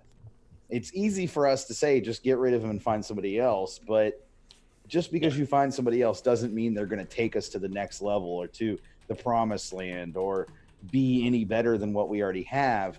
And remember, you're not replacing the players, you're only replacing the coach. And you're not replacing the staff, you're only replacing the coach.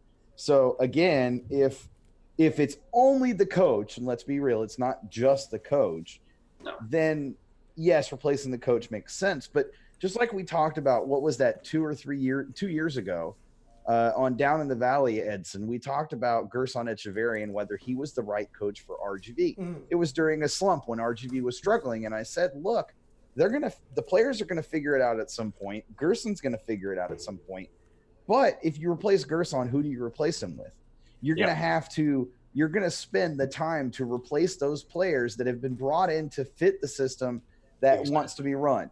It's the same thing with the Dynamo with Wilmer. You're going to have to bring in players that fit that system. You're going to keep a few of those players that you already have, but you're not going to keep all of them. And, the coach that comes in, he may not want to play the style the Dynamo want to play. He may not want to play the way that Matt Jordan wants them to play. He may not be okay with the players that are available. And and I know that sometimes it's not just about wanting to see the coach leave. It's about wanting the coach to adapt and change. But my thing is, after 3 years, I'm at the point where I don't expect Wilmer to change anymore. I just don't. Do I want him to change? Yes. But if fans are uppity about it, is that going to make him change? No, it's not. We can gripe and moan and complain about it, but the change isn't going to happen. Again, it's, you're 3 years in. If he hasn't, and it's not just 3 years into his tenure, it's 3 years into his tenure with the Dynamo and 12, 20, however long he's had, 12 years, coaching. And he's been this way. It's a facet of his coaching style. And, I think it's one of those things we just have to accept and hope that the players are good enough to be able to deal with that. Mm-hmm. And it falls on the players. If we know the coach is not going to be that, if the players know the coach is not going to be the one to make those changes, then the players need to be the one to step up. If the assistants around him know that he's not going to be that type of coach, they need to be the ones to step up. I get the placing of the blame on the coach, to some degree, but it also falls on the players. I mean, that effort in the second half was shit. What Tomas brought in that second half was crap. Mm-hmm. He might as well have not even been on the pitch the second half. And there were opportunities that he had to either maintain possession or to create an opportunity or to make a run. And he opted to just let the ball run out because he didn't have the ability to make the effort to get to the ball. At least Tommy Mack was making the run. At least Michael Salazar made the run. At least Carlos Small made the run. Late in the match. Yeah, a couple of them were fresh, but Tommy Mack wasn't fresh, and so if anything for me, the player that I'm most disappointed in has to be Tomas. And again, I like Tomas. I think that he is decent. I think that he brings creativity and I think he brings control on the ball. But when it gets late in a match, he gets frustrated and he just mentally checks out of matches. And if that's the type of attacking midfielder that we're going to have, then this team is going to continue to struggle. That's the position that they've got to figure out, and Tomas just isn't it right now. No, Tomas isn't it, but there's a guy, I think, in RGV that could be it as well. Maybe it takes him one more season with RGV, and then boom, he's right there. And that would, of course, be none other than Sean Ringrose, because he can count as a center mid as well. Yes, sometimes he does play on that wing, and that's where he does thrive, but he can really help out a team with that energy, especially late in a match. Not to mention that you've got other players that, are 100% better than this Argentine that was supposed to be this superstar wonder kid as well, which was Tomas Martinez. Mm. And yeah, you've also got Isidro Martinez that has impressed me throughout this year. And of course, yeah, he probably has a lot more growing to do, but that's just another player that I think would be better mentally than Tomas. And without having to take up a DP slot. Exactly. Boom. That makes it open for a bigger roster too. Yeah. The big question is, will the fans accept it? Because it's been a continuous. I mean, it's a continuous thing where Dynamo fans just don't trust RGV players. Well, they just have to show it on the field in an MLS situation, really, for the fans to accept it. That's how any fan accepts any player. Is, can you perform on the big stage? right now we don't like you because most likely you will not. And so of course it goes back to haters and all that other stupid stuff. Because I feel down to it. because I feel that I think RGV players have been a very easy cop out for, and I saw it a couple of times on Twitter. Well, they blame RGV players for the loss. I mean, it's like, guys, are the RGV players you have? Kyle Adams didn't even play. Carlos Small played 6 minutes, and Yep. Michael Salazar played 20 minutes. You can't expect for him to make big of an impact, and he still did. He made an impact. He kind of freshened up that attack a little bit, but he really didn't have a lot of help. So how can you blame this on RGV players? And that's one of my biggest gripes about some Dynamo fans. It's like they don't take their time to watch RGV or get to know RGV players. Their first experience with them is when they come, and right off the bat, because they hold that what's the word I'm looking for? That mentality of the Dynamo going for the cheap. Right away, they just want to brush them off and look for any little thing to criticize them and say they're no good. Even Michael Nelson got some hate from, and he had an amazing game last night. Had an amazing game until it wasn't an amazing game from the whole team. Then, of course, yeah, he's going to get some hate because that whole team did not have a great match. And then, of course, well, what's Michael Nelson supposed to do? Try to catch every single ball, but of course it's not going to happen. Sure enough, he gets scored on 3 times. So, yeah, I do understand that hate from them. But, of course, it's not deserved hate, considering the fact that it was more of the team from the midfield and above, and also to the defense, really, that let in those goals. So just a quick update, New Mexico United are defeating FC Frisco right now. Score is 2-1. That's awesome, but it could have been, if Houston played well, it could have been a great thing. And also, maybe we could have gotten a famous call-up from the one and only Chuy Enriquez, and it could have been rivalry battle number 2. And it could have also been some sort of not redemption, but like a statement from Manny Padilla, who felt ousted by the Houston Dynamo, I guess. Manny Padilla, yeah, he felt very upset from them. But let me tell you something. That was all Manny Padilla's fault. So we at least know. Because, I mean, come on. You decide to, well, you want to have a place in Houston Dynamo, right? You want to have that first team spot? Prove it. Sure enough, he didn't necessarily prove it, and he wasn't good enough from Houston Dynamo because he didn't have that experience. And, well, when you don't have that experience and you didn't get called up a lot during the Open Cup and those chances, yeah, of course you're not going to have, or matches, you're not going to have that opportunity. And then when it comes down to it, yeah, you're probably not that good. Guess what? He's still in USL. So he's right back where he started. Nothing has changed. Nothing to see here. But what, Sean, like, you know, you've seen both sides, you know, Yeah. with this whole argument of RGV players, you know, I mean, what are your thoughts on that? Do you think that maybe the fans are kind of going with the flow on their hatred towards being cheap, and that kind of translates to RGV, or is it the fact that RGV in general just is not in the minds of the fans? I think it's a combination of a couple of things. One, they view the players coming in as USL level players, not as MLS capable players. Even when Memo came up from USL, while there was some excitement because he was a Houston homegrown, it was a very limited, very minor excitement, right? Mm. It wasn't the big roar that you would expect for a homegrown player coming into the team.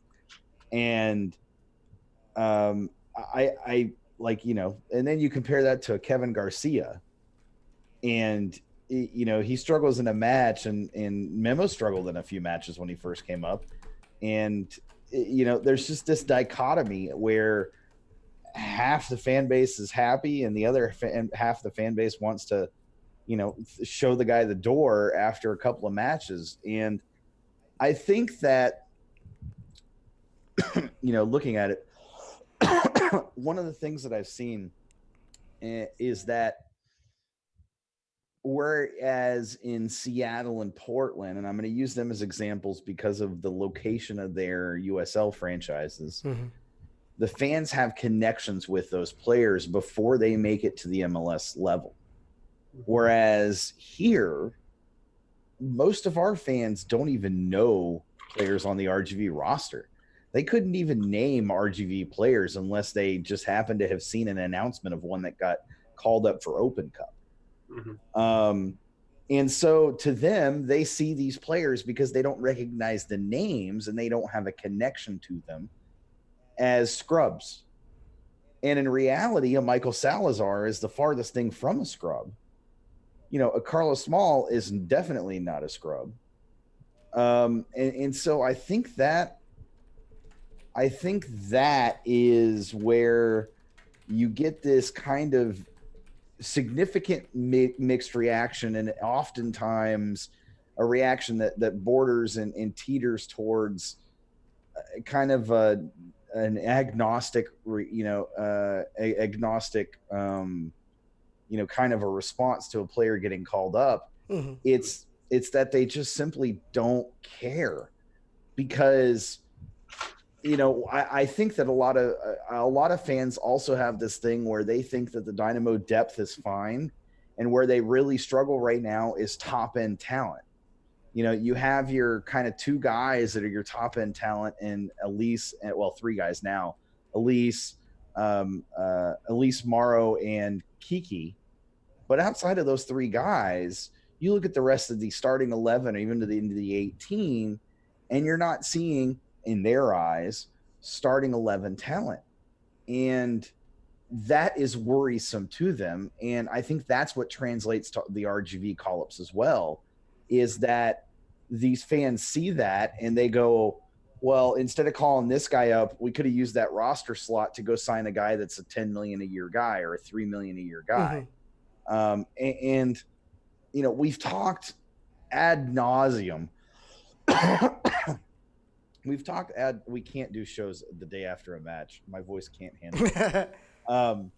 But we've talked on our show ad nauseum, and we've talked about it on Down in the Valley, that we know when a high value player is brought in, not to the Dynamo, but to MLS in particular, it's not a guarantee of success for that player or the team. Some teams get lucky. Some teams will just continue to bring players in until they find the right mix. But only one team at the end of the season comes out the winner. If MLS Cup is the end all be all, right? And two teams, if you want to count the Western Conference final winner and the Eastern Conference final winner, two teams come out. But your percentages of being that winner are extremely low. And I think that fans just want to feel like the team that is constructed is competitive enough with the high spending teams, but the only thing that they have to measure by is the amount of money being spent. And we know this is fact because we look at records at points per game or points per match, at points per dollar, and what do we see? We see that fans only look at how much money is being spent. They don't look at points per dollar being, how many points you're getting out of each dollar. They don't care about how well you're utilizing your salaries. They don't care about what your record is or what position in the league you're in, which is absolutely asinine to me. At the end of the day, the only thing they care about is how much money you spend. And, I look at it and I kind of have to scratch my head because I go, the Dynamo spent good money for Kubo, and that sated fans for what, a year? and then fans were done because Kubo wasn't what they expected. Mhm. But the fans called for the team to spend the money because they weren't spending money. Again, money being spent is not a guarantee of success.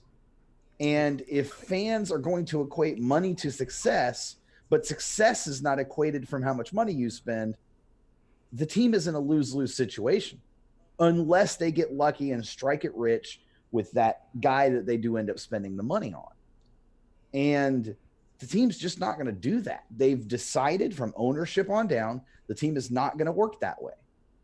And it doesn't matter how much fans bitch and moan about it, it's not going to change. It's just not.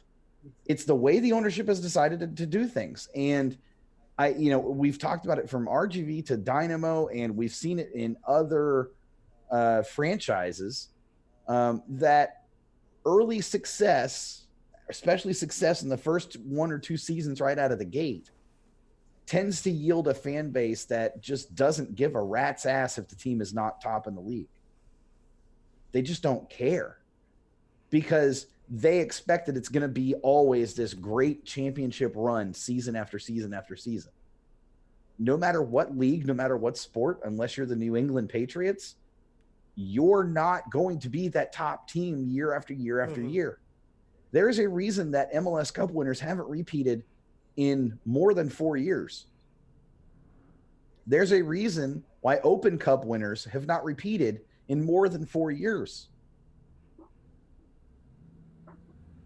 MLS is very, very competitive. It's competitive. The salary budget leaves that there's actually a lot of parity in the league. The fact that there's not a deep talent pool coming out of USL, that there's only a select few USL players that are capable of becoming quality MLS starters, is what makes this league so entertaining. But on the flip side, makes it so frustrating for educated fans, if you will, is the fact that we know and we see that spending money on a player like Zlatan Ibrahimovic is a guarantee of nothing. Guess what? They spent that money on him last season, and where did that get them? That got them a loss in the final match against the Houston Dynamo that knocked them out of the playoffs. Well, to be fair, it was a head coach that didn't know how to really use him, that didn't know how to utilize him. But the way some fans think that this is the end all be all, the magic wand solution for all of a team's problems. So here's my point, Jacob, is fans' mentality right now, at least within the Houston market, probably not necessarily specifically with RGV, but within the Houston market, is spend on the player, buy the player. The problem is, if you know, and Callow has said it, and I've agreed that Wilmer is not a great coach. He's a decent, good coach. He's not a great coach. If you bring in a player and you spend a lot of money on him and you think that your coach may not be good enough, is that a good use of that money that you've spent on that player if you know that that player is not going to do the best he can do because you know your coach isn't good enough? And let's assume that you bring in a Zlatan Ibrahimovic type player for the Houston Dynamo. Let me make my point. Okay. So let's say you bring in a good player, a very well-known player, but has an ego. No, I was going to go with you on this. I was going to say Chicharito, since he just came up in the Austin FC discussions about them trying to bring him in. I thought I would let you use that and run with it. Chicharito, okay. Perfect example. Let's say you bring in Chicharito. This is a player that has been with Manchester United, has been with Real Madrid, has been with Bayer Leverkusen, has West Ham United. But what I was going at has lately kind of grown an attitude and an ego. You bring him in, him being used to being coached by big time managers. Now he's being coached by Wilmer Cabrera. You think those kind of players are going to respect somebody who they feel as inferior? it's not about spending money. It's about spending the money wisely. Yes, maybe once in an opportunity, you want to splurge on a player, but you want to splurge because you want to please. Let's say that you want to please the fans, but it's not about choosing just any player. You gotta analyze what has been their reaction. You know, what have they been on the locker room? Have they been problematic? Have they been a leader? Etc. Etc. It's those kind of qualities that you have to look at as well. If you're gonna spend the money, make it worthwhile. We spent money on Kubo, like Sean said. What did that bring us? A player that missed flights, a player that was only good because he wanted to be in the Gold Cup. Once he got the Gold Cup slot, he's like, I'm not gonna play well anymore. Screw you guys. Mm-hmm. You know, it's interesting to me because it bears the question of why do teams other than your big market teams bring in players that cost a lot of money? You know, you look at a Columbus, for instance, they haven't brought in another big money player, but what they've done instead is they've paid the one player that they brought in years ago in Federico Higuain, and they've kept paying him. But the thing is he's so old now that, you know, expecting him to keep going is asinine, but they haven't replaced him yet. So, you know, Columbus is probably our best example, right? Because they do have that one big price player, and then they have a bunch of players that they've spent money, but it's mostly within the salary budget. You know, their bottom level players are just bottom level players. They're not producing a lot of youth academy players coming up through their system. Their draft picks typically don't pan out. They're just making a lot of trades when they need to. They're bringing out a lot of U.S. players and hoping that it's good enough. And they're consistently making runs at the playoffs. The difference is they're in the Eastern Conference and we're in the Western Conference. It's a hell of a lot easier to make the playoffs in the East than it is in the West. A hell of a lot easier. So I sit there and I look at all these little things, all these pieces that add up to the puzzle that is the Houston Dynamo and MLS and big price players and all of that. And I think my thing, and I will shout it from the rooftops, and I have and I will, is that this mentality that the team has to do this thing to be successful is completely wrong. Because Atlanta did that, and they brought in a new coach because their coach left. They brought in a new coach that was a named coach. It was a coach that had a name attached. It was a coach that was well known, that Atlanta fans were excited to get, that MLS was actually pretty high on. And then you look at how they've played under him, and now their fans are pissed off. So I struggle, right? Because it's not just one thing. And one thing corrected is not going to fix everything. It's not going to suddenly make everything better. Fans that are bitching now are going to continue to bitch. If you bring in a Chicharito, as soon as Chicharito struggles, they're going to bitch that Wilmer's not good enough to coach Chicharito. And then as soon as you bring in a new coach, they're going to say that new coach style isn't fitting Chicharito. And then when Chicharito decides that he wants to move on because he's done trying to play the Dynamo way, he's going to move on and they're going to sell him, and then we're going to be back at square one. We have to get the little things right first. We have to be a team that can be competitive and make the playoffs year after year after year without the high-priced players, without the high-priced coach, without the high-priced youth development system, in order to make sure that when we do those things, that we have the rest of the team lined up to be able to do it consistently year after year after year. Atlanta paid for 1 year of championship. They're very likely not going to get a second one this year.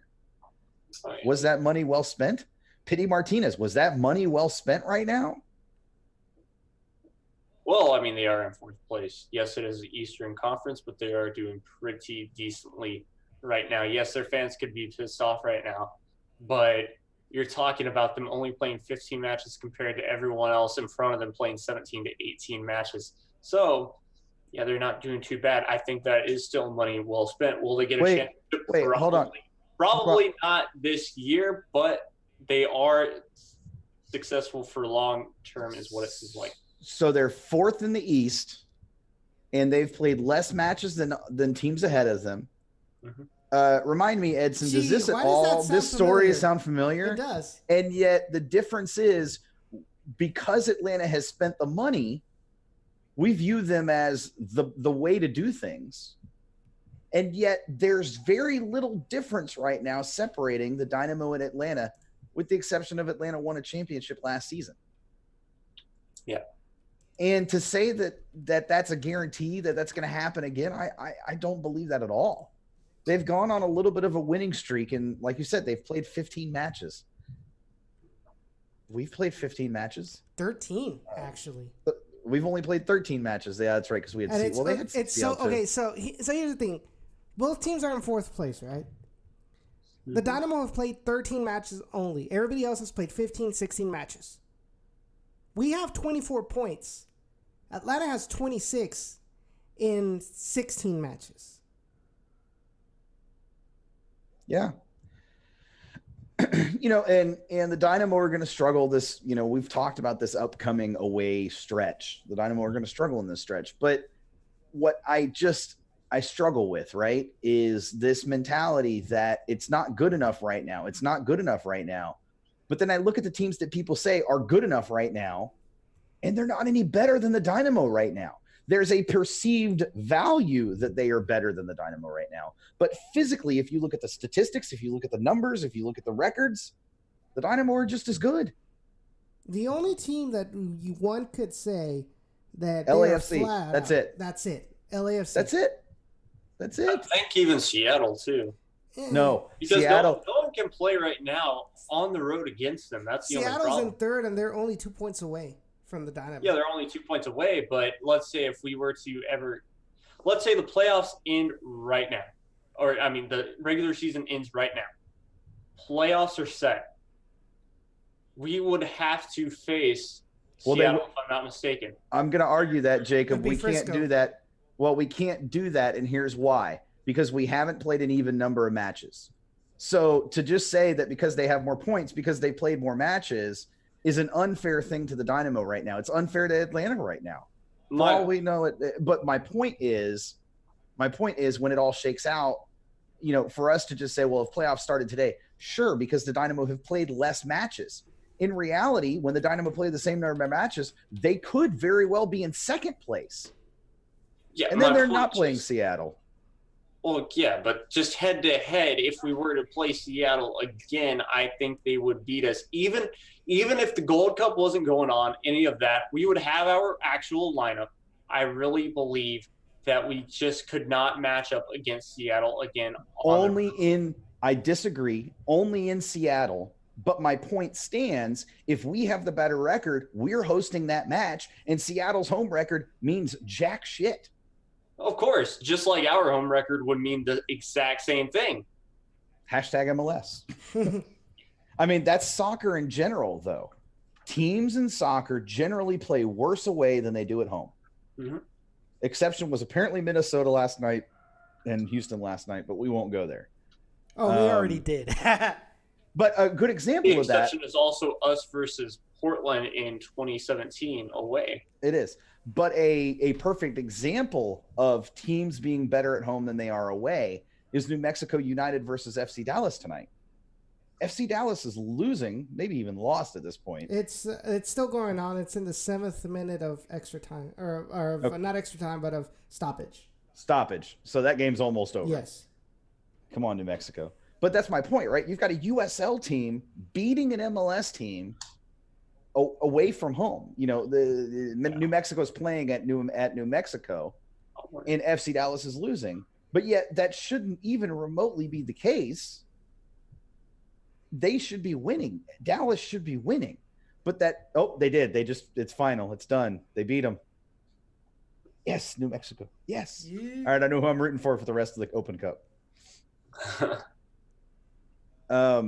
But it's somehow? just we see it consistently, except when it comes to the playoffs, where teams on the road play worse than they do at home.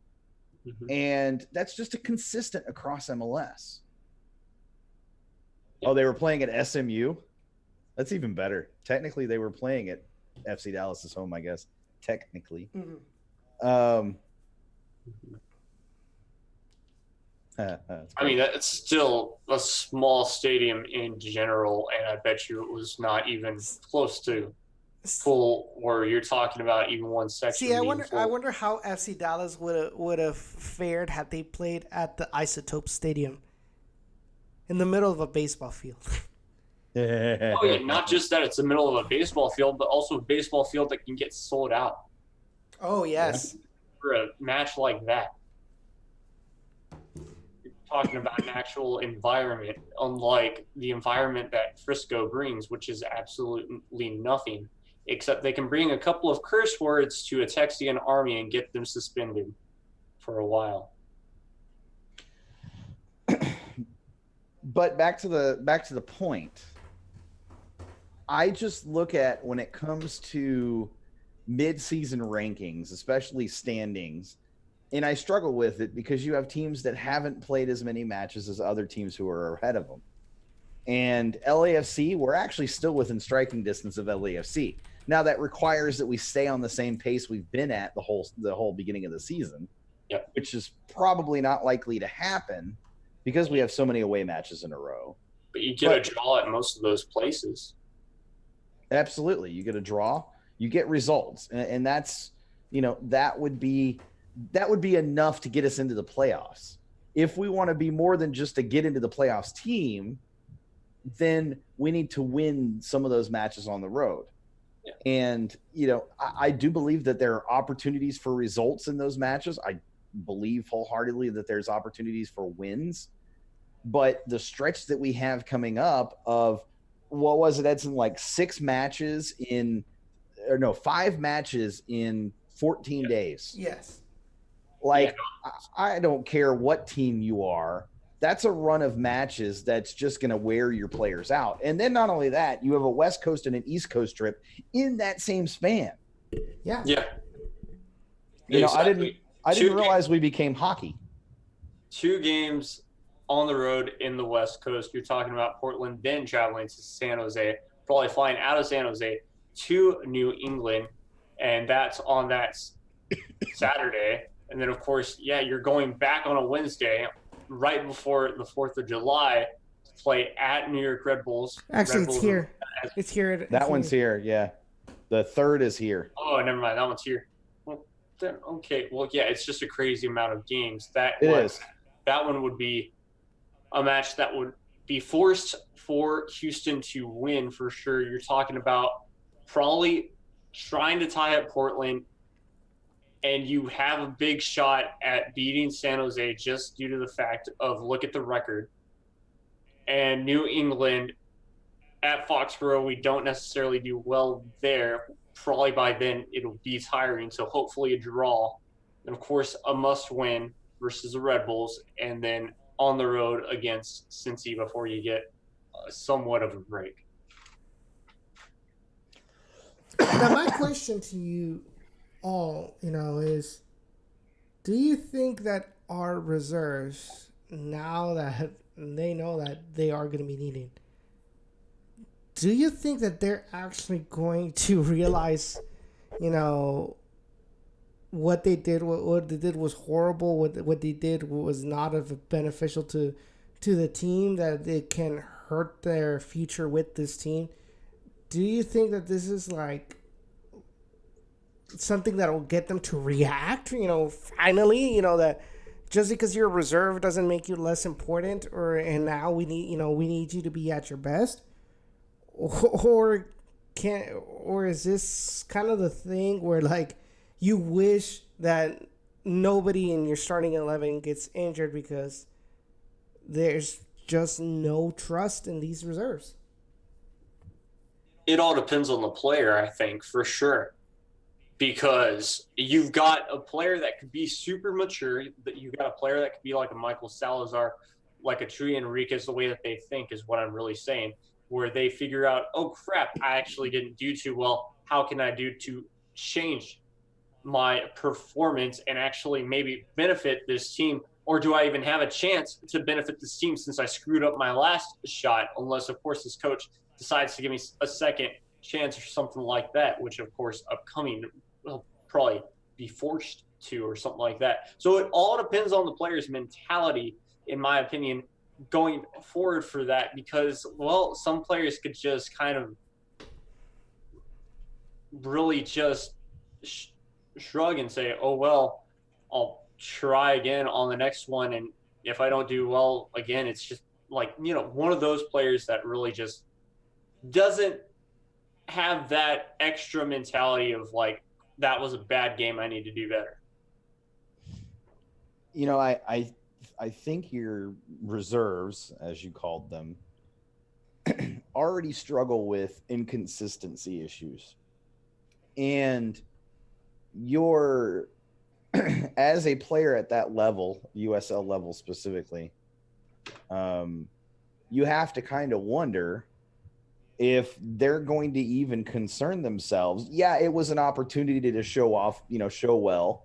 And again, I feel like a couple of those players did show decently enough to warrant, continued looks by the senior team. However, are they going to sit there and concern themselves that they fell short of their goal of trying to make a major impact on the match? I think at the end of the day, I think those players are probably okay with how they played, excepting Sam Junqua at the end of the match. But again, he had a good early start to the match, and he got beat towards the end of the match repeatedly, but that was just as much from fitness, which Wilmer should have recognized, or the assistants should have recognized. That's just as much that they were going on that side. They were running at that side because Cabezas was starting to wear and show it too. So instead of Vera having, where Vera was covering the other side of the pitch, they weren't running that way because Vera had that covered. But on this side of the pitch, where Junka happened to be, that was where they were running at. And, again, they're USL players. Do they really, it was a shot at MLS, but do they think that it's their last shot? If they are mentally fragile enough that one opportunity goes awry or doesn't go exactly as they had planned and they're done, then they're not a player that I want on the Dynamo or in MLS anyways.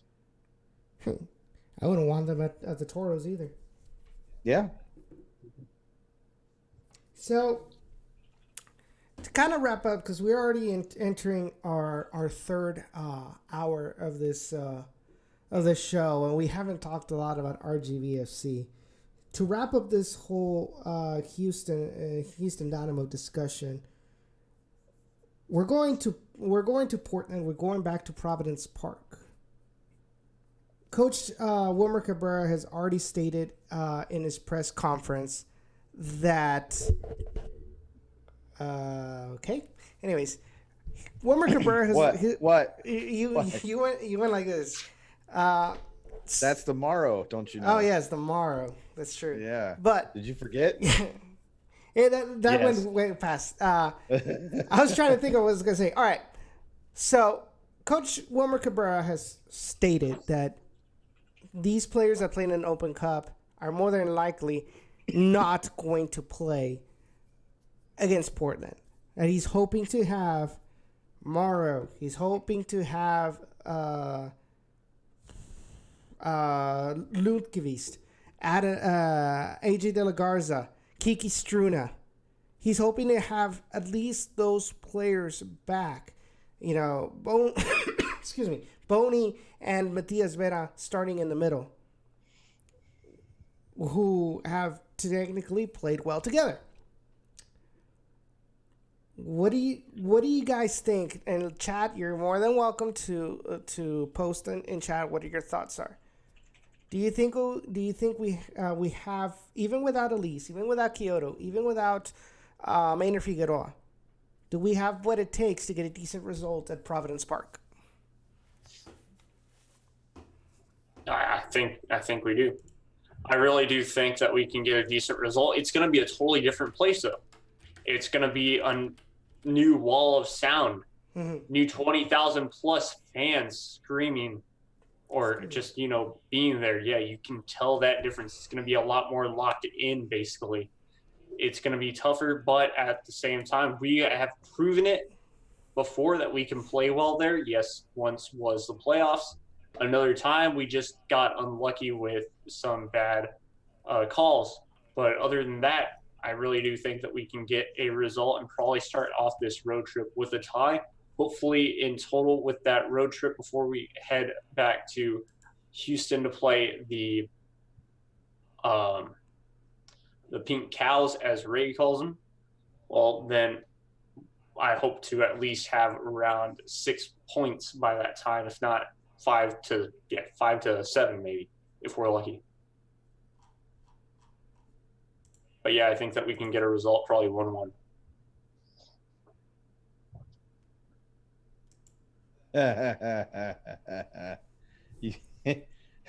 Ray says if Portland starts Todd Wharton, then yes, we can win. How dare you?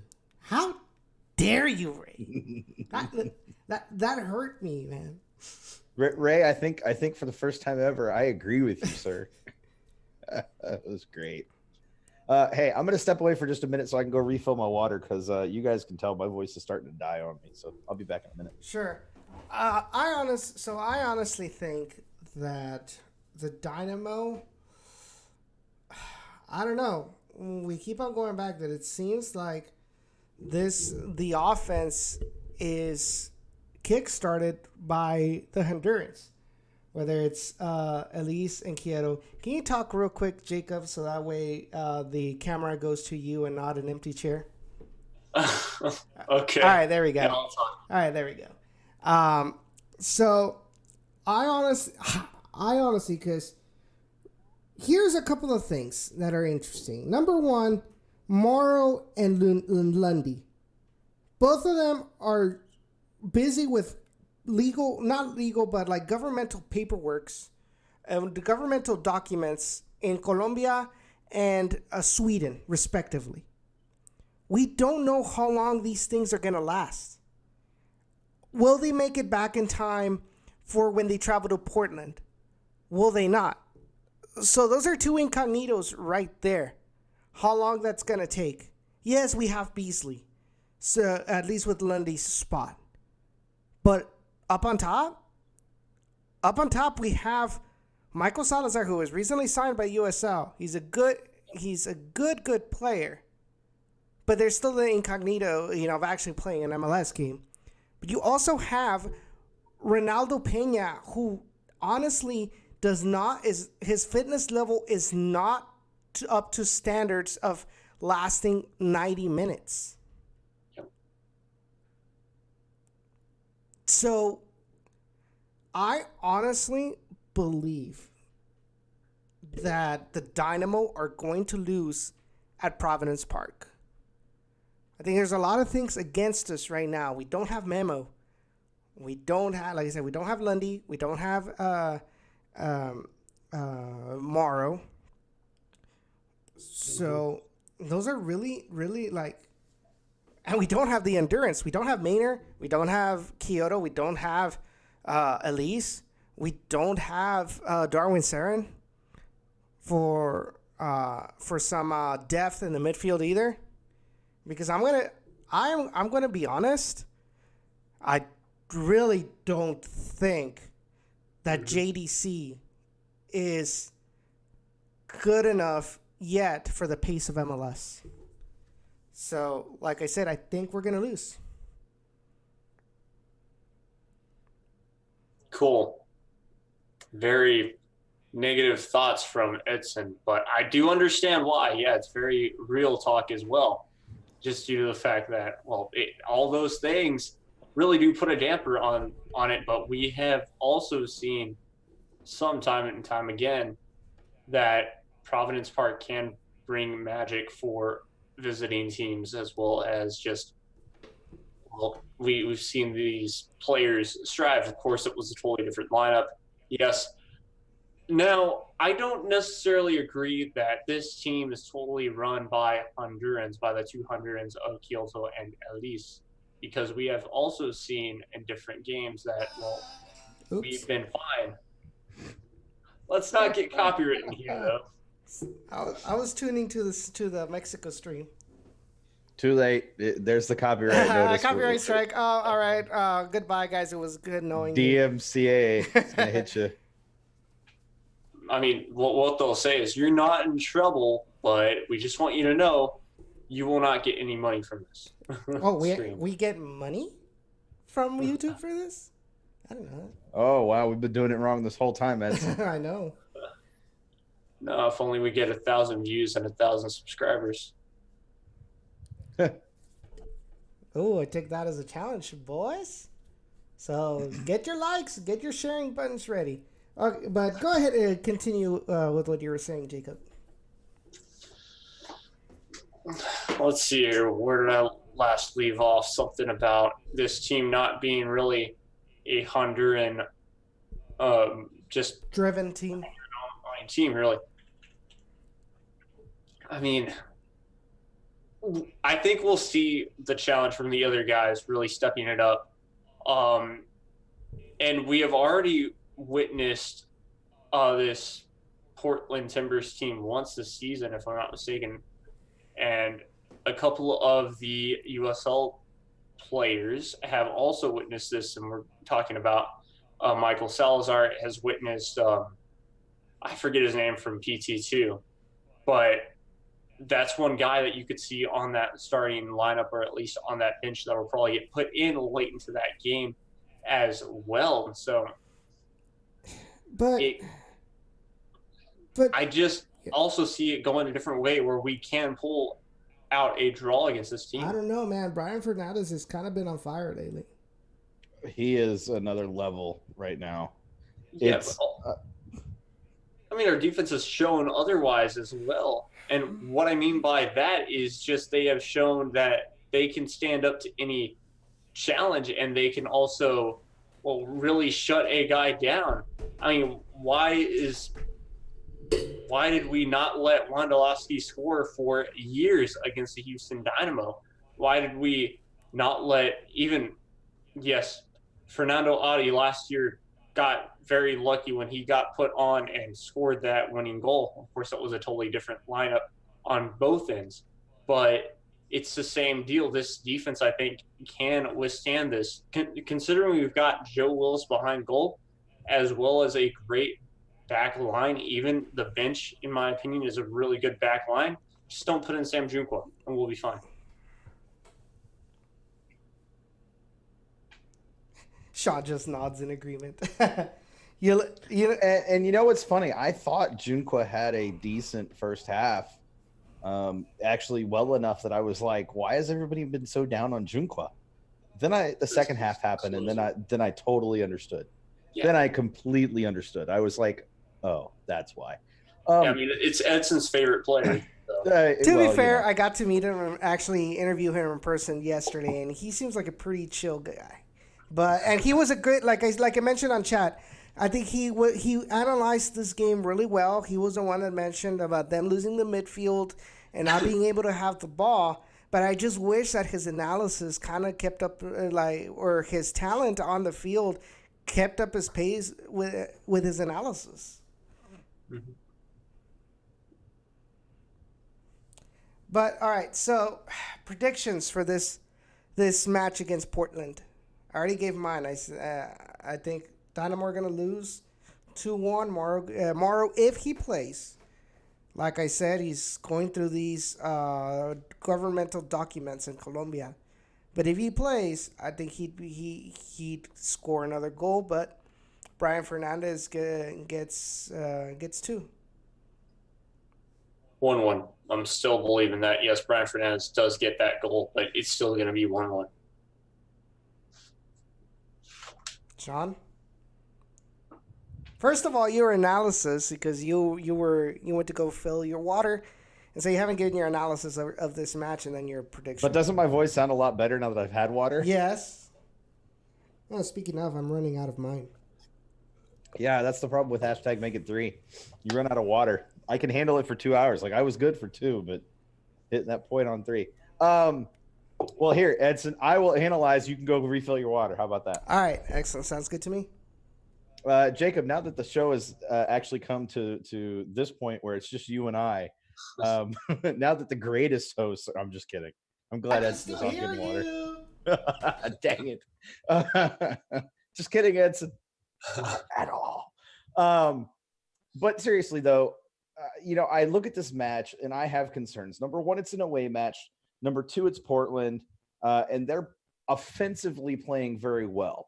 And our struggle has not been against our struggle has not been against teams with good defenses necessarily. Our struggle has been against teams that are offensively very sound and very good. Yeah. And so I do really, I have a lot of concern that we're going to go out to an early lead, that we're going to push hard in the first 15 to 30 minutes, and we're going to go out to an early lead, like a 2-0 lead, and then Portland's going to come storming back in the final 15 minutes of the match.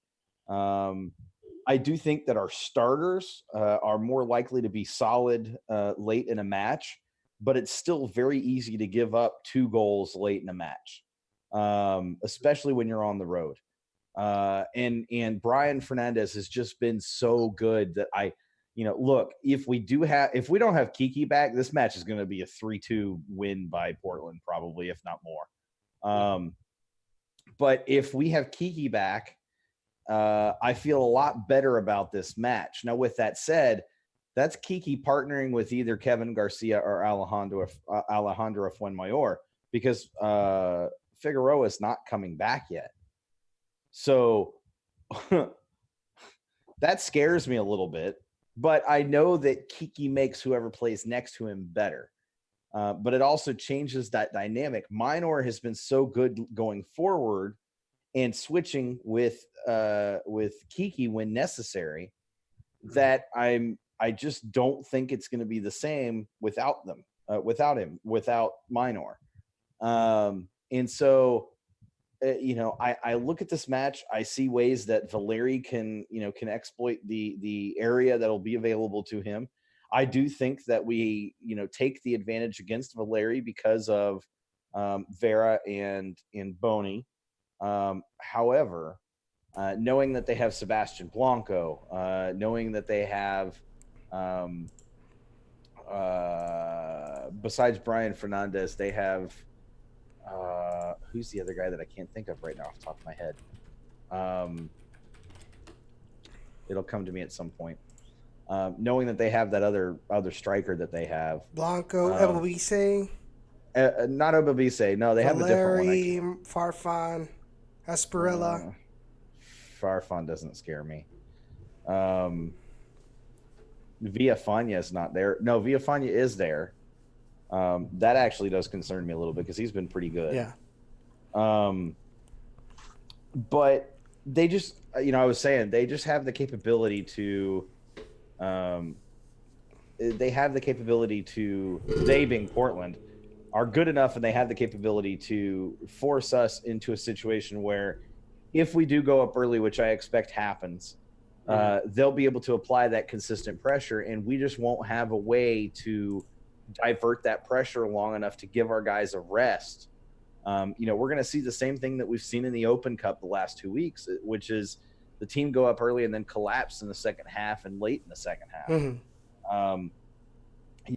And I'm not sure that there is an answer to that other than, as Callow has said a few times, making the changes necessary, the coach making the changes necessary to make sure that doesn't happen. And Wilmer's insistency on playing like-for-like subs, which I thought we were done with when Coyle left, but his insistency on playing that way, I don't know how that's going to work out. It's going to be interesting. I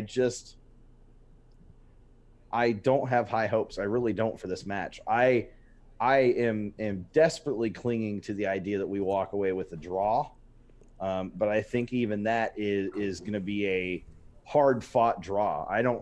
I honestly don't feel that there's a chance that we win this match. which is usually a good sign. That usually does mean we end up winning the match. But a draw seems like it's going to be a very difficult thing for us to get in Portland. The way Portland is playing right now and the way we're playing right now, especially with missing, 3, potentially 4 starters. It's going to be interesting. My prediction is, I said 2-0 going into essentially halftime, and then Portland kind of pours it on. My prediction is 2-2 at the end of the match. And I feel like one of the Portland goals comes in like the 60th minute. And then it's just all Portland from that point on. And then they finally get one in the final 10 minutes of the match to level it. And they'll be pouring it on after that. We're just going to be able to squeak by and finish it out. And I'll take a draw. I honestly will take a draw coming out of Portland on the road, heading to San Jose. But like Jacob said, going into San Jose on the road, we have to come away from that with at least a draw. But realistically, we need to come away from that with a win, because it's a team that we should beat.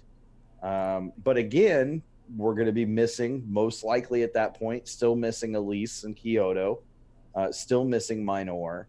And that's just those 3 players right now. Well, 2 of them at least, in Minor and Elise, are really important to how this team plays right now. Yeah. So, hopefully you can get the draw, but I don't see it. I don't see it happening. So that's been pretty much it for the Dynamo. Just kind of a quick recap. The Houston Dash, they hosted Orlando Pride once again this past Saturday, and they drew 2-2 with some really questionable calls on either side. There was a missed penalty, missed handball. Actually, they didn't miss the handball. The location of the handball was where they missed it.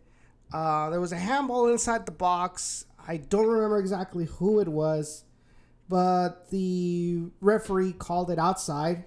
It ended up being a goal anyway. It kind of reminded me of that penalty that wasn't called in favor of the Toros against Real Monarchs.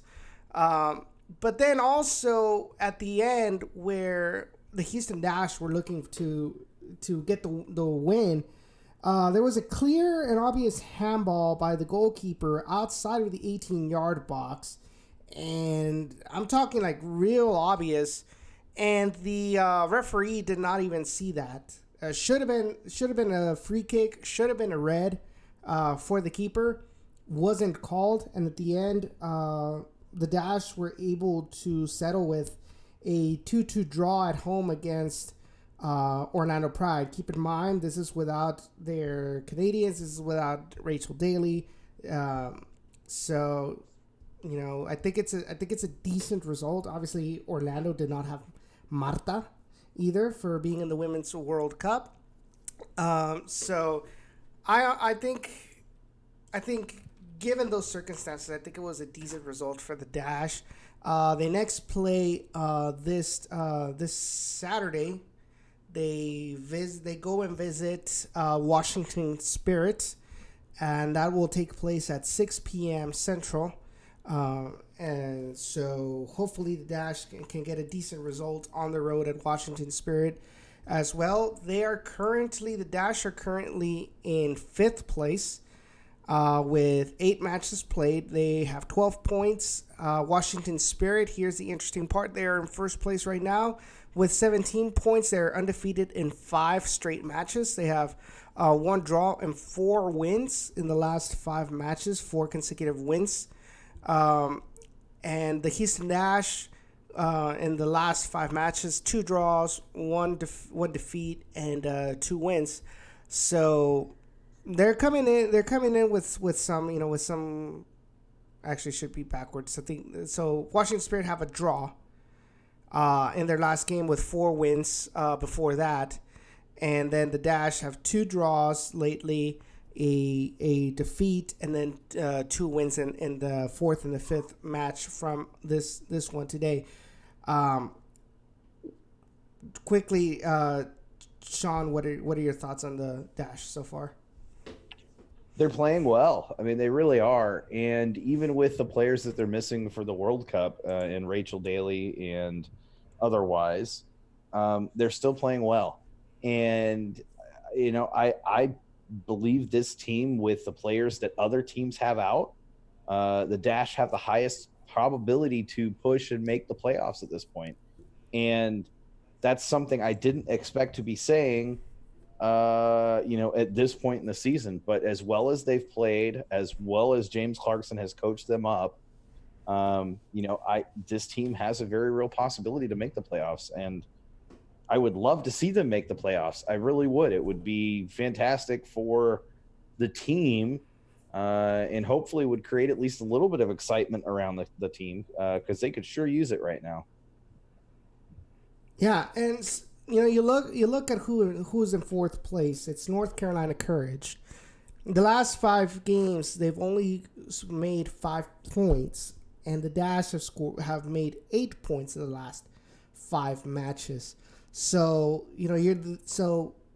there is a high probability, if they continue with their form, even without their World Cup players like Daly, like we mentioned, I think they're in a good run to make it to the playoffs.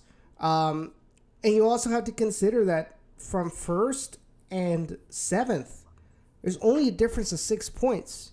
You get in a good run of form, you're fighting for the first spot, and that's exactly what happened with Washington Spirit. They got in a good run of form, and now they are in first place with 17 points. Obviously, the only ones out are Sky Blue and Orlando Pride, who have only gotten 2 points in these 8-9 matches in the NWSL. But other than that, it's really, really, really competitive, and there's really no room for error if they want to make it to the NWSL playoffs. Keep in mind, there's only 4 teams can make it to the I think it goes, because it's 4, it goes straight to semifinals in the NWSL playoffs. So hopefully the Dash can continue, and then once our ladies that are in the World Cup come back, that they can continue to be the Dash that James Clarkson is kind of building up for this season and next season. I think it'd be great for the Dash to finally be back into the playoffs after how many years? 4. Yeah. So that's pretty much it for the Dash. We got 20 minutes left on the show. Let's go ahead and talk a little bit about RGV this past match against past Saturday against Colorado Springs Switchbacks. It was a really, really, really good. It was a really, really good match. Jacob, you're not gonna let me lie. This was a match where the Toros started with high pressure on Colorado. They were trying to get rid of the ball quickly from the feet of the Colorado Springs defenders when they were in transition, and it seemed to have worked pretty well for the most part for Coach Echeverry.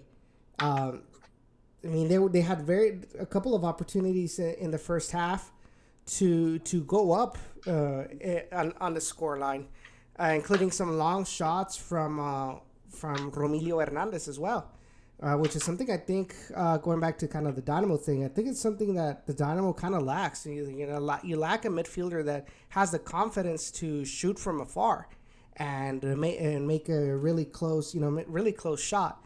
And then you've also, one of the things that I really do want to mention is Wilmer Cabrera Jr. really surprised me for the better. He was very participative. He helped out in the distribution of the ball in the attack. And, all I got to say, I got to stand up and applaud him because, we're seeing what he is made of, what we've been told he is, and we saw how well that helped out the team against Colorado Springs Switchbacks. That's what he can do for his whole entire career. That's how good he can play for his whole entire career and of course, yes, we all know that he's going to have his off matches, and sure enough, this was a great match from this kid, and it was awesome. And then, of course, going back to what you said about Hernandez, well, I mean, the last time that Houston had really seen someone that was capable of shooting from afar and scoring was none other, from a midfield perspective, really was none other than Rico Clark, basically. It's kind of who I would recall to be that better player kind of in that midfield, being able to take that long shot. So, a fantastic showing from them. Just, I will say this, yes, they did have their opportunities in the first half, but they were a bit sloppy in passing. They did give up the ball a bit too much, especially in that first half, and they did not necessarily take care of their chances. And what I mean by that is they should have bagged those goals up in the first half. This is still Colorado Springs Switchbacks.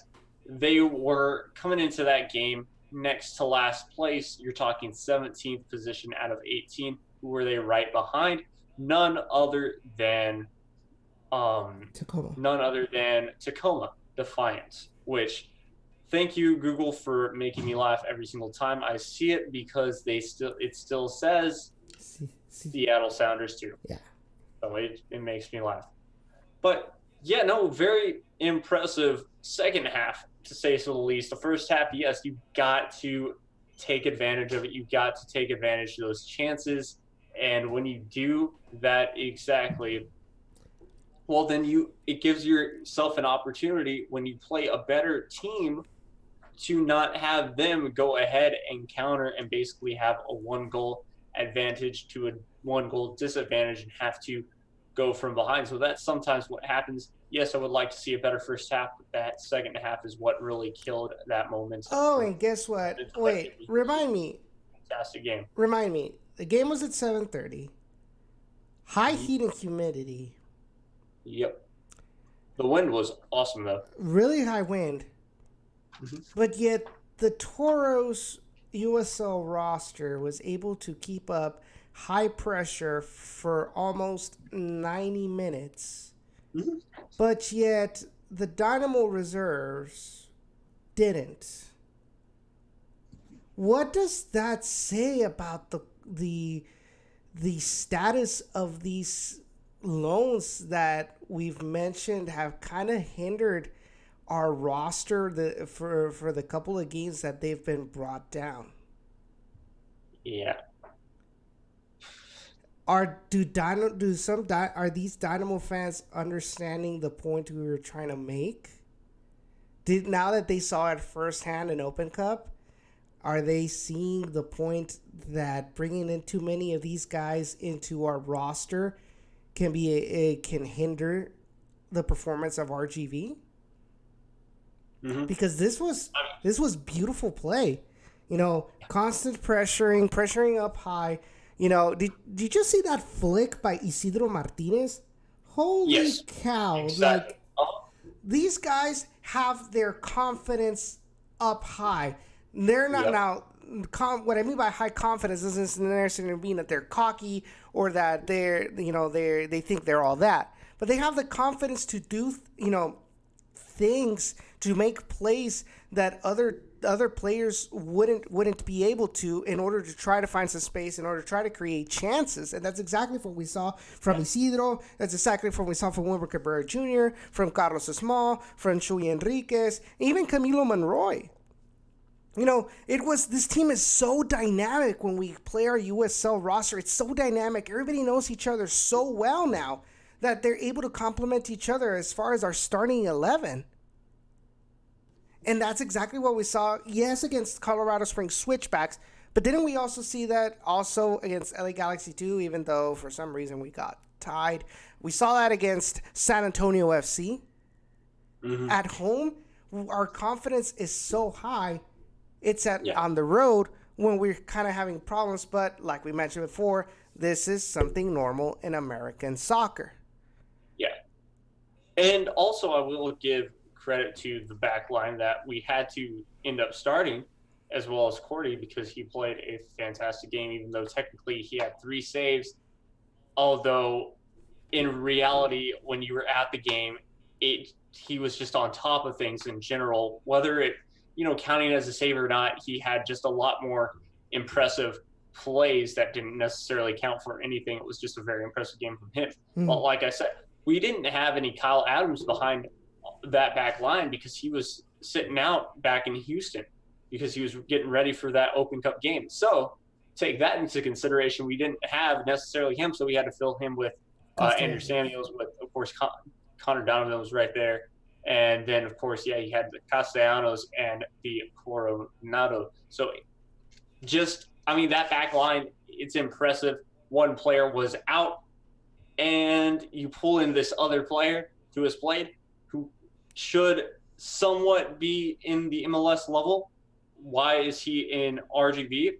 Well, because he's shown that he can really do well here. He's not just yet ready for a full-time gig with Houston or an MLS team or something like that. So that's really how I kind of noticed it. And it's great. That back line was fantastic, especially in that second half. Just like I said, that second half really brought out that team, and they really even played better. Yes, that defense was fantastic, but that second half really showed the whole team what they were capable of for this whole season. Yes, please, Houston Dynamo, don't necessarily mess with our roster. Keep all the players up there that you can. Why? Well, because also you all are going to be suffering from not having enough players. You're a little bit too quiet, Sean. What's going on over there? I was reading the tweet from Clay about Wilmer's substitutions. He says, Wilmer's substitutions drive me batty. Wish he would make them all about 10 minutes earlier than he does. Tommy Mack always will come on at the 75th minute, sub out a CDM at 80th minute, and a forward at 85th minute like clockwork. And I was just kind of chuckling at that to myself because thinking back through at least the last 5 matches that I can think of, those are pretty damn accurate substitutions. Like, that's almost on the money, and really is humorous to just see, a fan be able to catch on to that. And I think that's, one of the other struggles I have with Wilmer, just talking about that specifically, is that, there's no change to that kind of timeliness of substitutions. It's the same substitutions at the same time. The only time he changes it up is when he's got matches really quick back to back to back. And then it's, okay, I'll sub somebody on a little earlier. Yes, I changed the subject. Yes.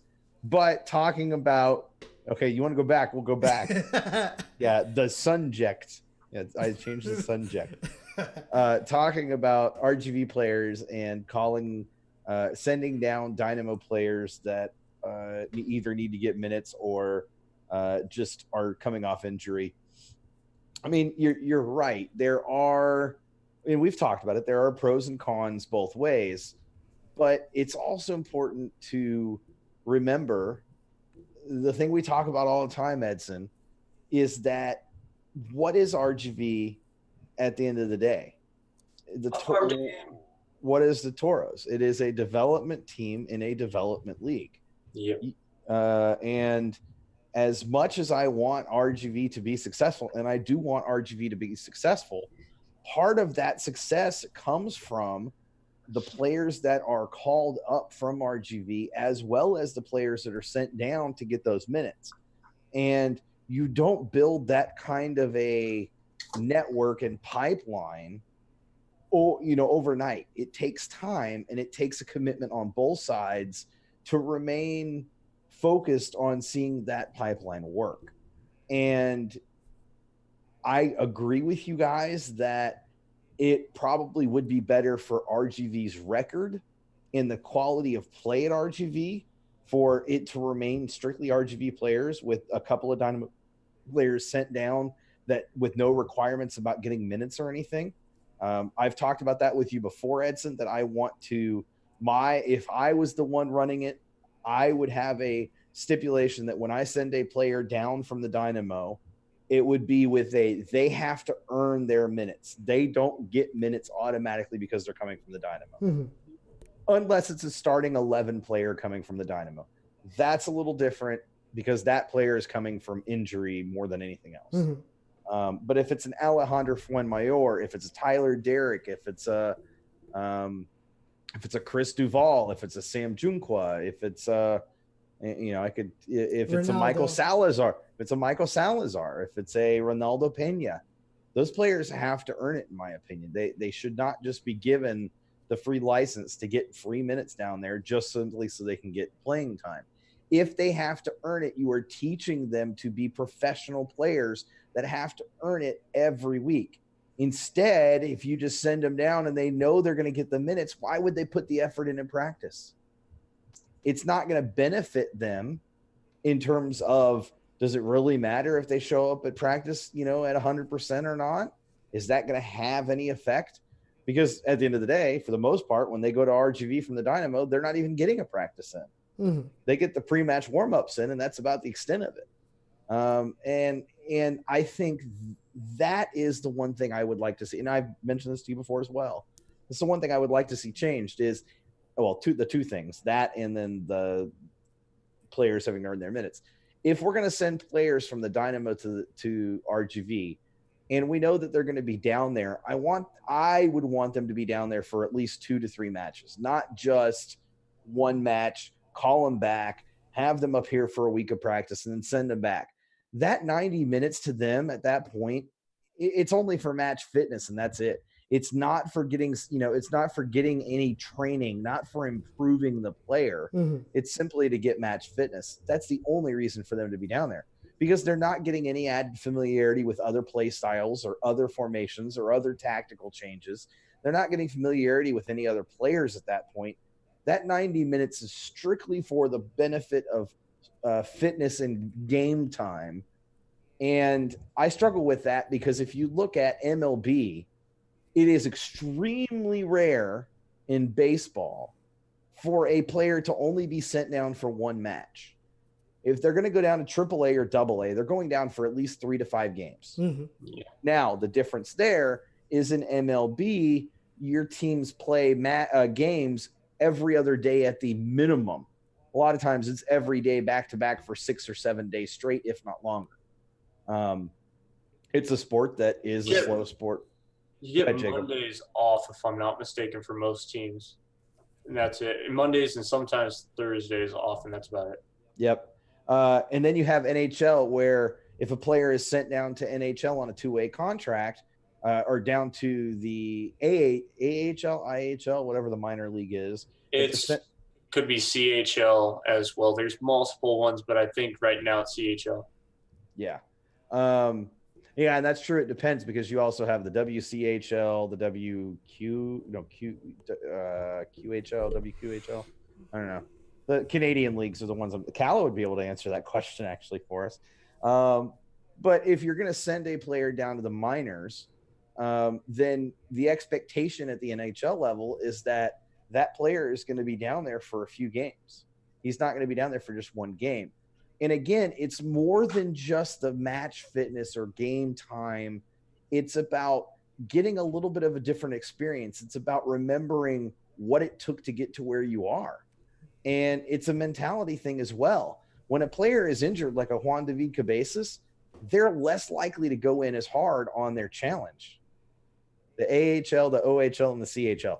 Thank you, Callo. Told you he would know. Hockey, A. Yeah.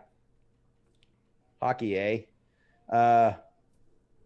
But it's that way across all the leagues. And in the NBA, and that may be the best example, if a player is sent from the Rockets to RGV for the Vipers, they're going to be down there more than just one game. Yeah. There are circumstances where a player's only down there for one game, but usually it's more like 5 to 10 games. Yeah, just take a look at Isaiah Hartenstein. Yeah. He was down there for half the season? Yeah. And he grew a lot.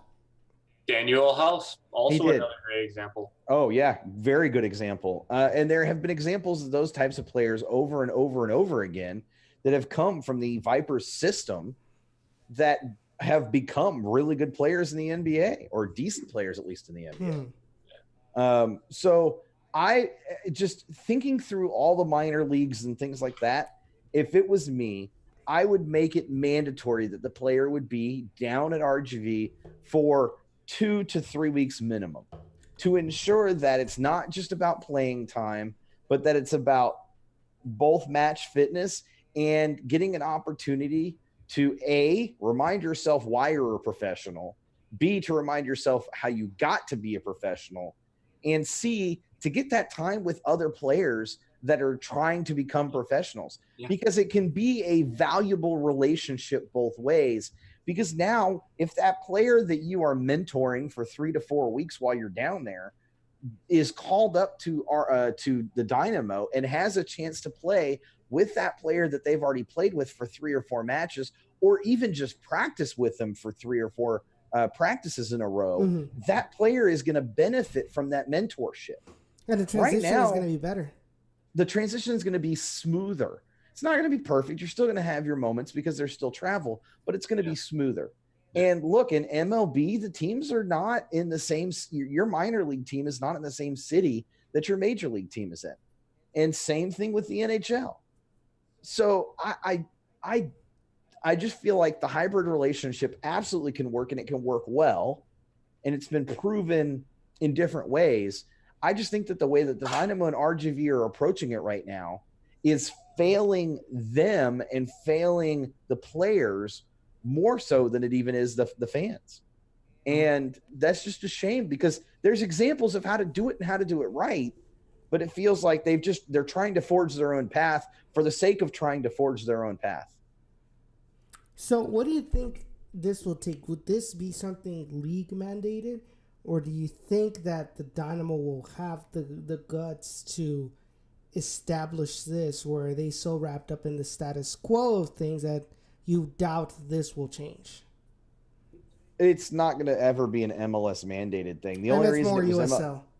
it was MLS mandated in terms of the affiliation and affiliated players, to some extent, but it wasn't like on a, how many matches they needed to play if they were sent down type of thing or anything like that.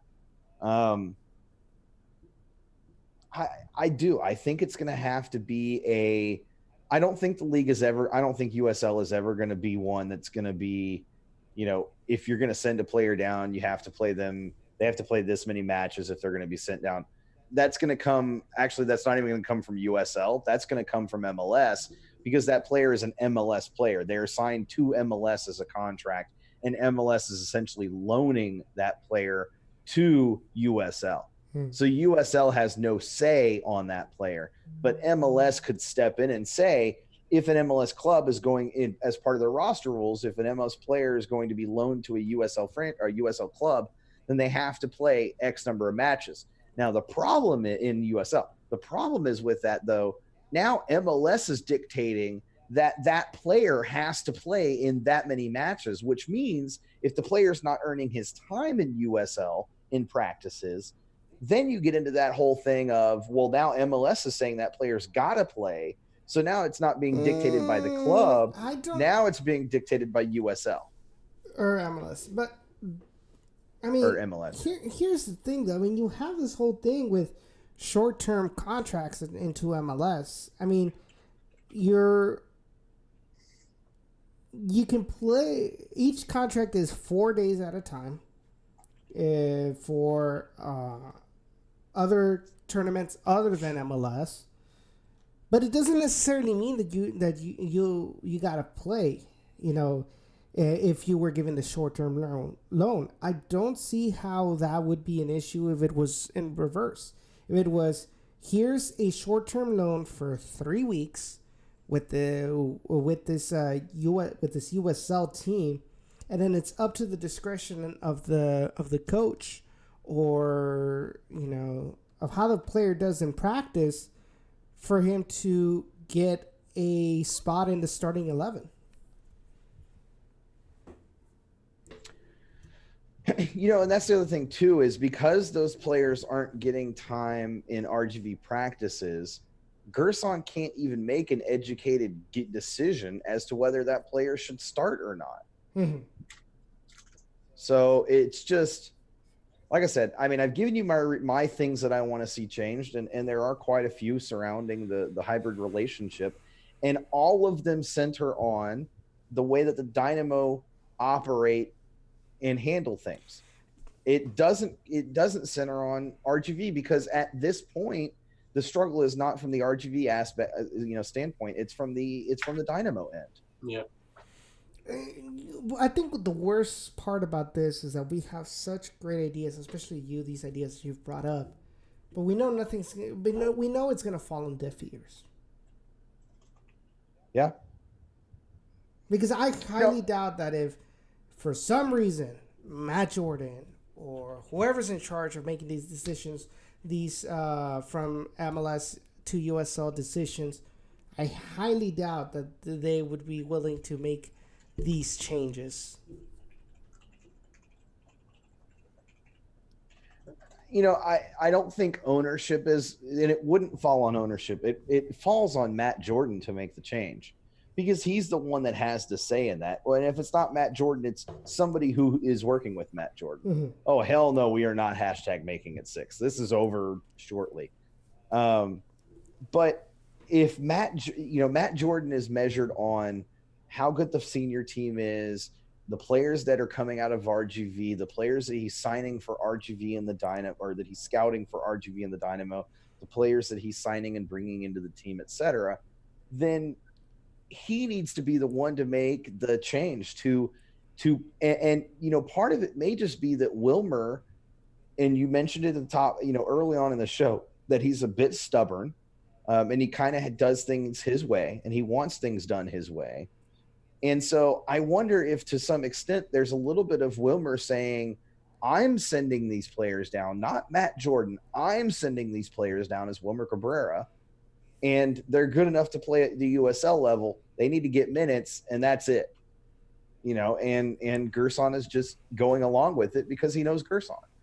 I wish I was privy to the discussions that they have, if any, around the players that are being sent down. Because I do feel like if they were having honest, real heart-to-heart discussions, that Gerson would have the say, and I take it he doesn't from what I've kind of gathered, that Gerson would be able to say, I can't start that player because the player that we have here right now is as good, in my opinion, and I haven't seen that player play other than you telling me how he played at your practices. Yeah, I can definitely agree. And I mean, the biggest example of that is Sam Junqua and Robert Coronado. Yeah. Coronado is so fabulous for RGV that you can tell the difference in this back line when Coronado is not even playing. Yeah. But I feel in that aspect, like I said, I feel like we're talking to a wall. Things are not going to change, and at this point is we fall in this whole thing with, like, I guess that's just the way it is, and we just got to deal with it. But I wish it wasn't the case. Yeah. Jacob, do you have anything else to add to the RGV topic there? No, I do not. Okay, so I have one more thing. And this is more just a statement, less of a. Oh wait, and is this another bull testicle beer? No, it's not a bull testicle, not a bull testicle beer article. Although that, you have to admit, that was a pretty fantastic way to end the episode last week. No, I wanted to, and this is only going to happen once on this show ever. Hashtag make it 6. No, God, no. Jacob, the look on Jacob's face is about how I feel right now. Hell no. No, I wanted to give FIFA credit for something that they did recently that we didn't talk about last week, and I really wanted to talk about last week, but time ran out on us. They lifetime banned the former president of the Afghanistan Federation of Soccer for sexual abuse of Afghanistan women's national team players. We had talked about this, Edson, I don't know, 3-4 months ago. And when we talked about it, we both were kind of like, it's FIFA. They're not going to do anything. They'll find some way to say that, it was handled internally or whatever. But they handed down a lifetime ban to this guy. And I just was like, I need to make sure that I give FIFA the credit they deserve for that, because they absolutely could have shuffled it under the rug and what have you. But no, they came down with the harshest penalty that they could possibly levy against an individual. Mhm. With that said, I have a gripe. The fact that they did nothing to the federation, that they did nothing to prevent it from happening again. All they have done is say, this guy was found out, so we're going to punish him. But they've done nothing to the federation. There was no punishment to the federation for allowing this to happen. Mhm. And that is a concern that I have going forward. But at least, and in my opinion, this is a huge step forward for FIFA. At least they did the right thing when it came to the individual. I could definitely agree with that. I just feel this is more of the things of you getting punished for being found out rather than for doing the sexual abuse.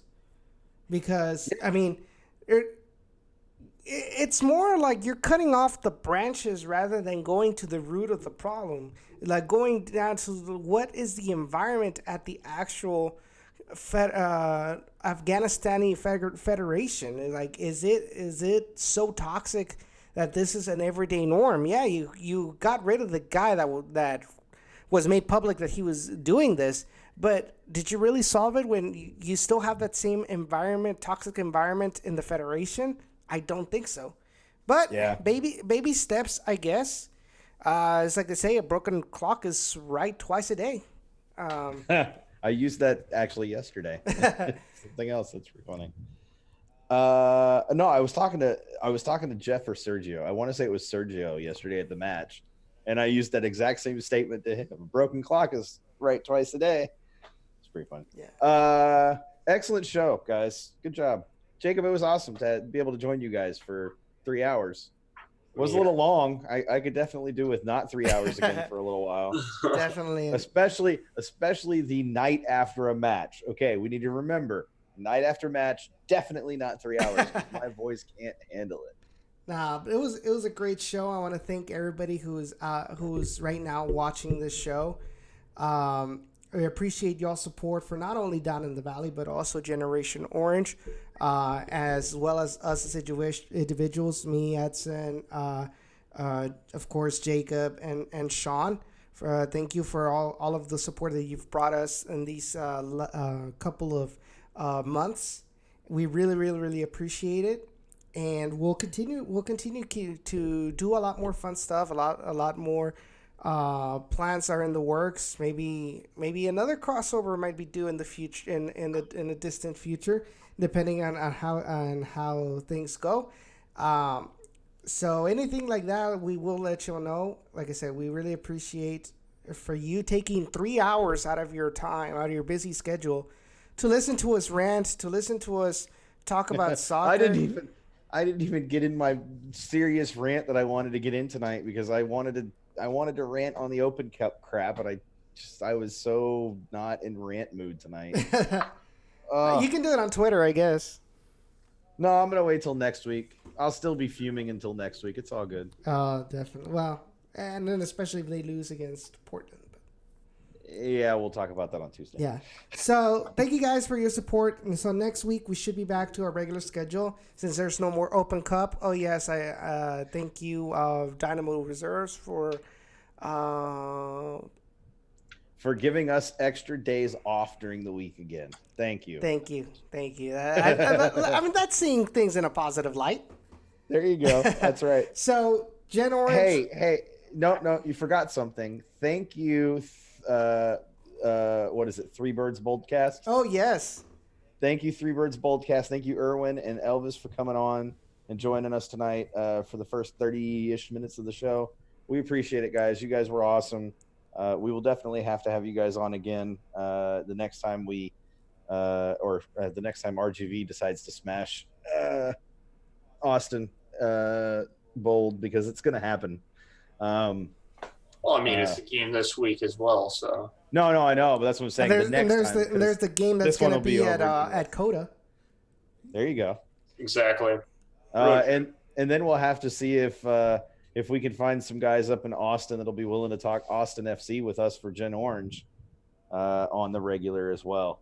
But I wanted to make sure, because you were winding down Edson and you hadn't brought him up, so I want to make sure we gave him credit. Yeah, of course. So be sure to follow him on Twitter at @TBoldcast all together, and be on the lookout for whenever their podcasts show up. Sean, thank you for coming in tonight for the crossover. Great insight as always, and not only for the Dynamo perspective, but also with RGV topics as well. Really appreciate, even if you're constantly playing devil's advocate, but then again, I kind of return the favor in Gen Orange sometimes. So it's a requirement. And Jacob, obviously, thank you for hanging on for 3 hours tonight. I know it's not easy when we're used to just doing 2 hours, but it brought a lot of good insight also for the Dynamo topics, especially with Open Cup, and really appreciate your inputs tonight and every week as well. Oh, yeah, thank you for having me every week as well. And one quick little thing that I want to bring up as well, RGVFC, Twitter/Instagram, y'all are slacking. I'm thinking about moving to being an Austin Bold fan. Oh, no. I mean, damn. And over here, RGVFC, where are y'all not liking down in the valley stuff, and then not following, I don't know, the people who... Well, they follow me. That's just worse, man. Damn. And this is I think that just sealed the deal. This is the beginning of the end of Down in the Valley, and it's all thanks to a follow. Exactly. So with that, it's interesting that you bring that up, that that RGVFC's Twitter account. Obviously we're not. This is something that should be given for us. It's something that we have to earn, as far as like getting like the retweets and mentions of articles of our podcasts, as well from the official Twitter.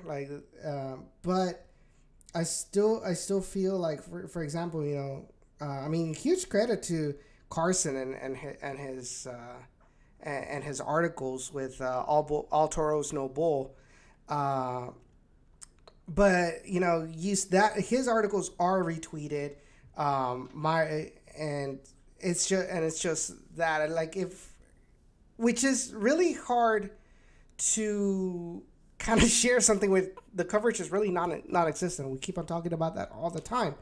But I do have to say though that I was approached by a member of Toros FO, and I want to take advantage that you're here, Sean, because they were very thankful, extremely thankful, for hashtag Toros Daily, for the idea of hashtag Toros Daily, and getting all the these articles or videos that talk about the Toros and sharing them.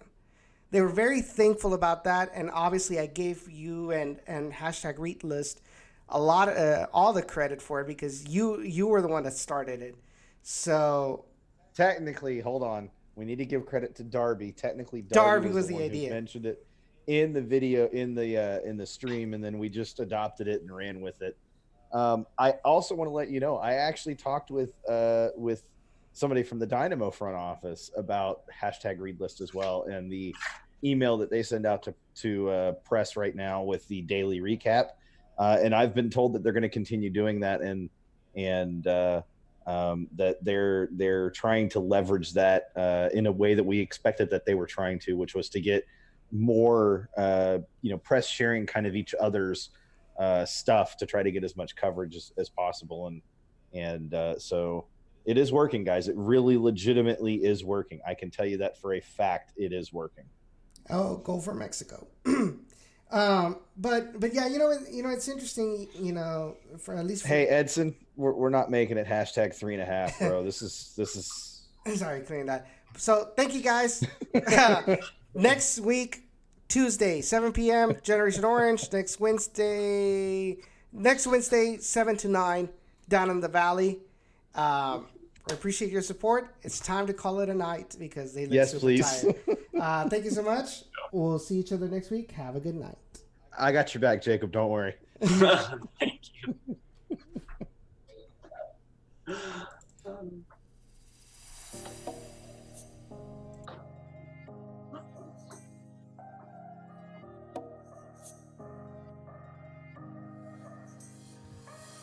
Hey, I don't think you're there, but it's 2 a.m. I'm awoke and scared. I'm alone tonight.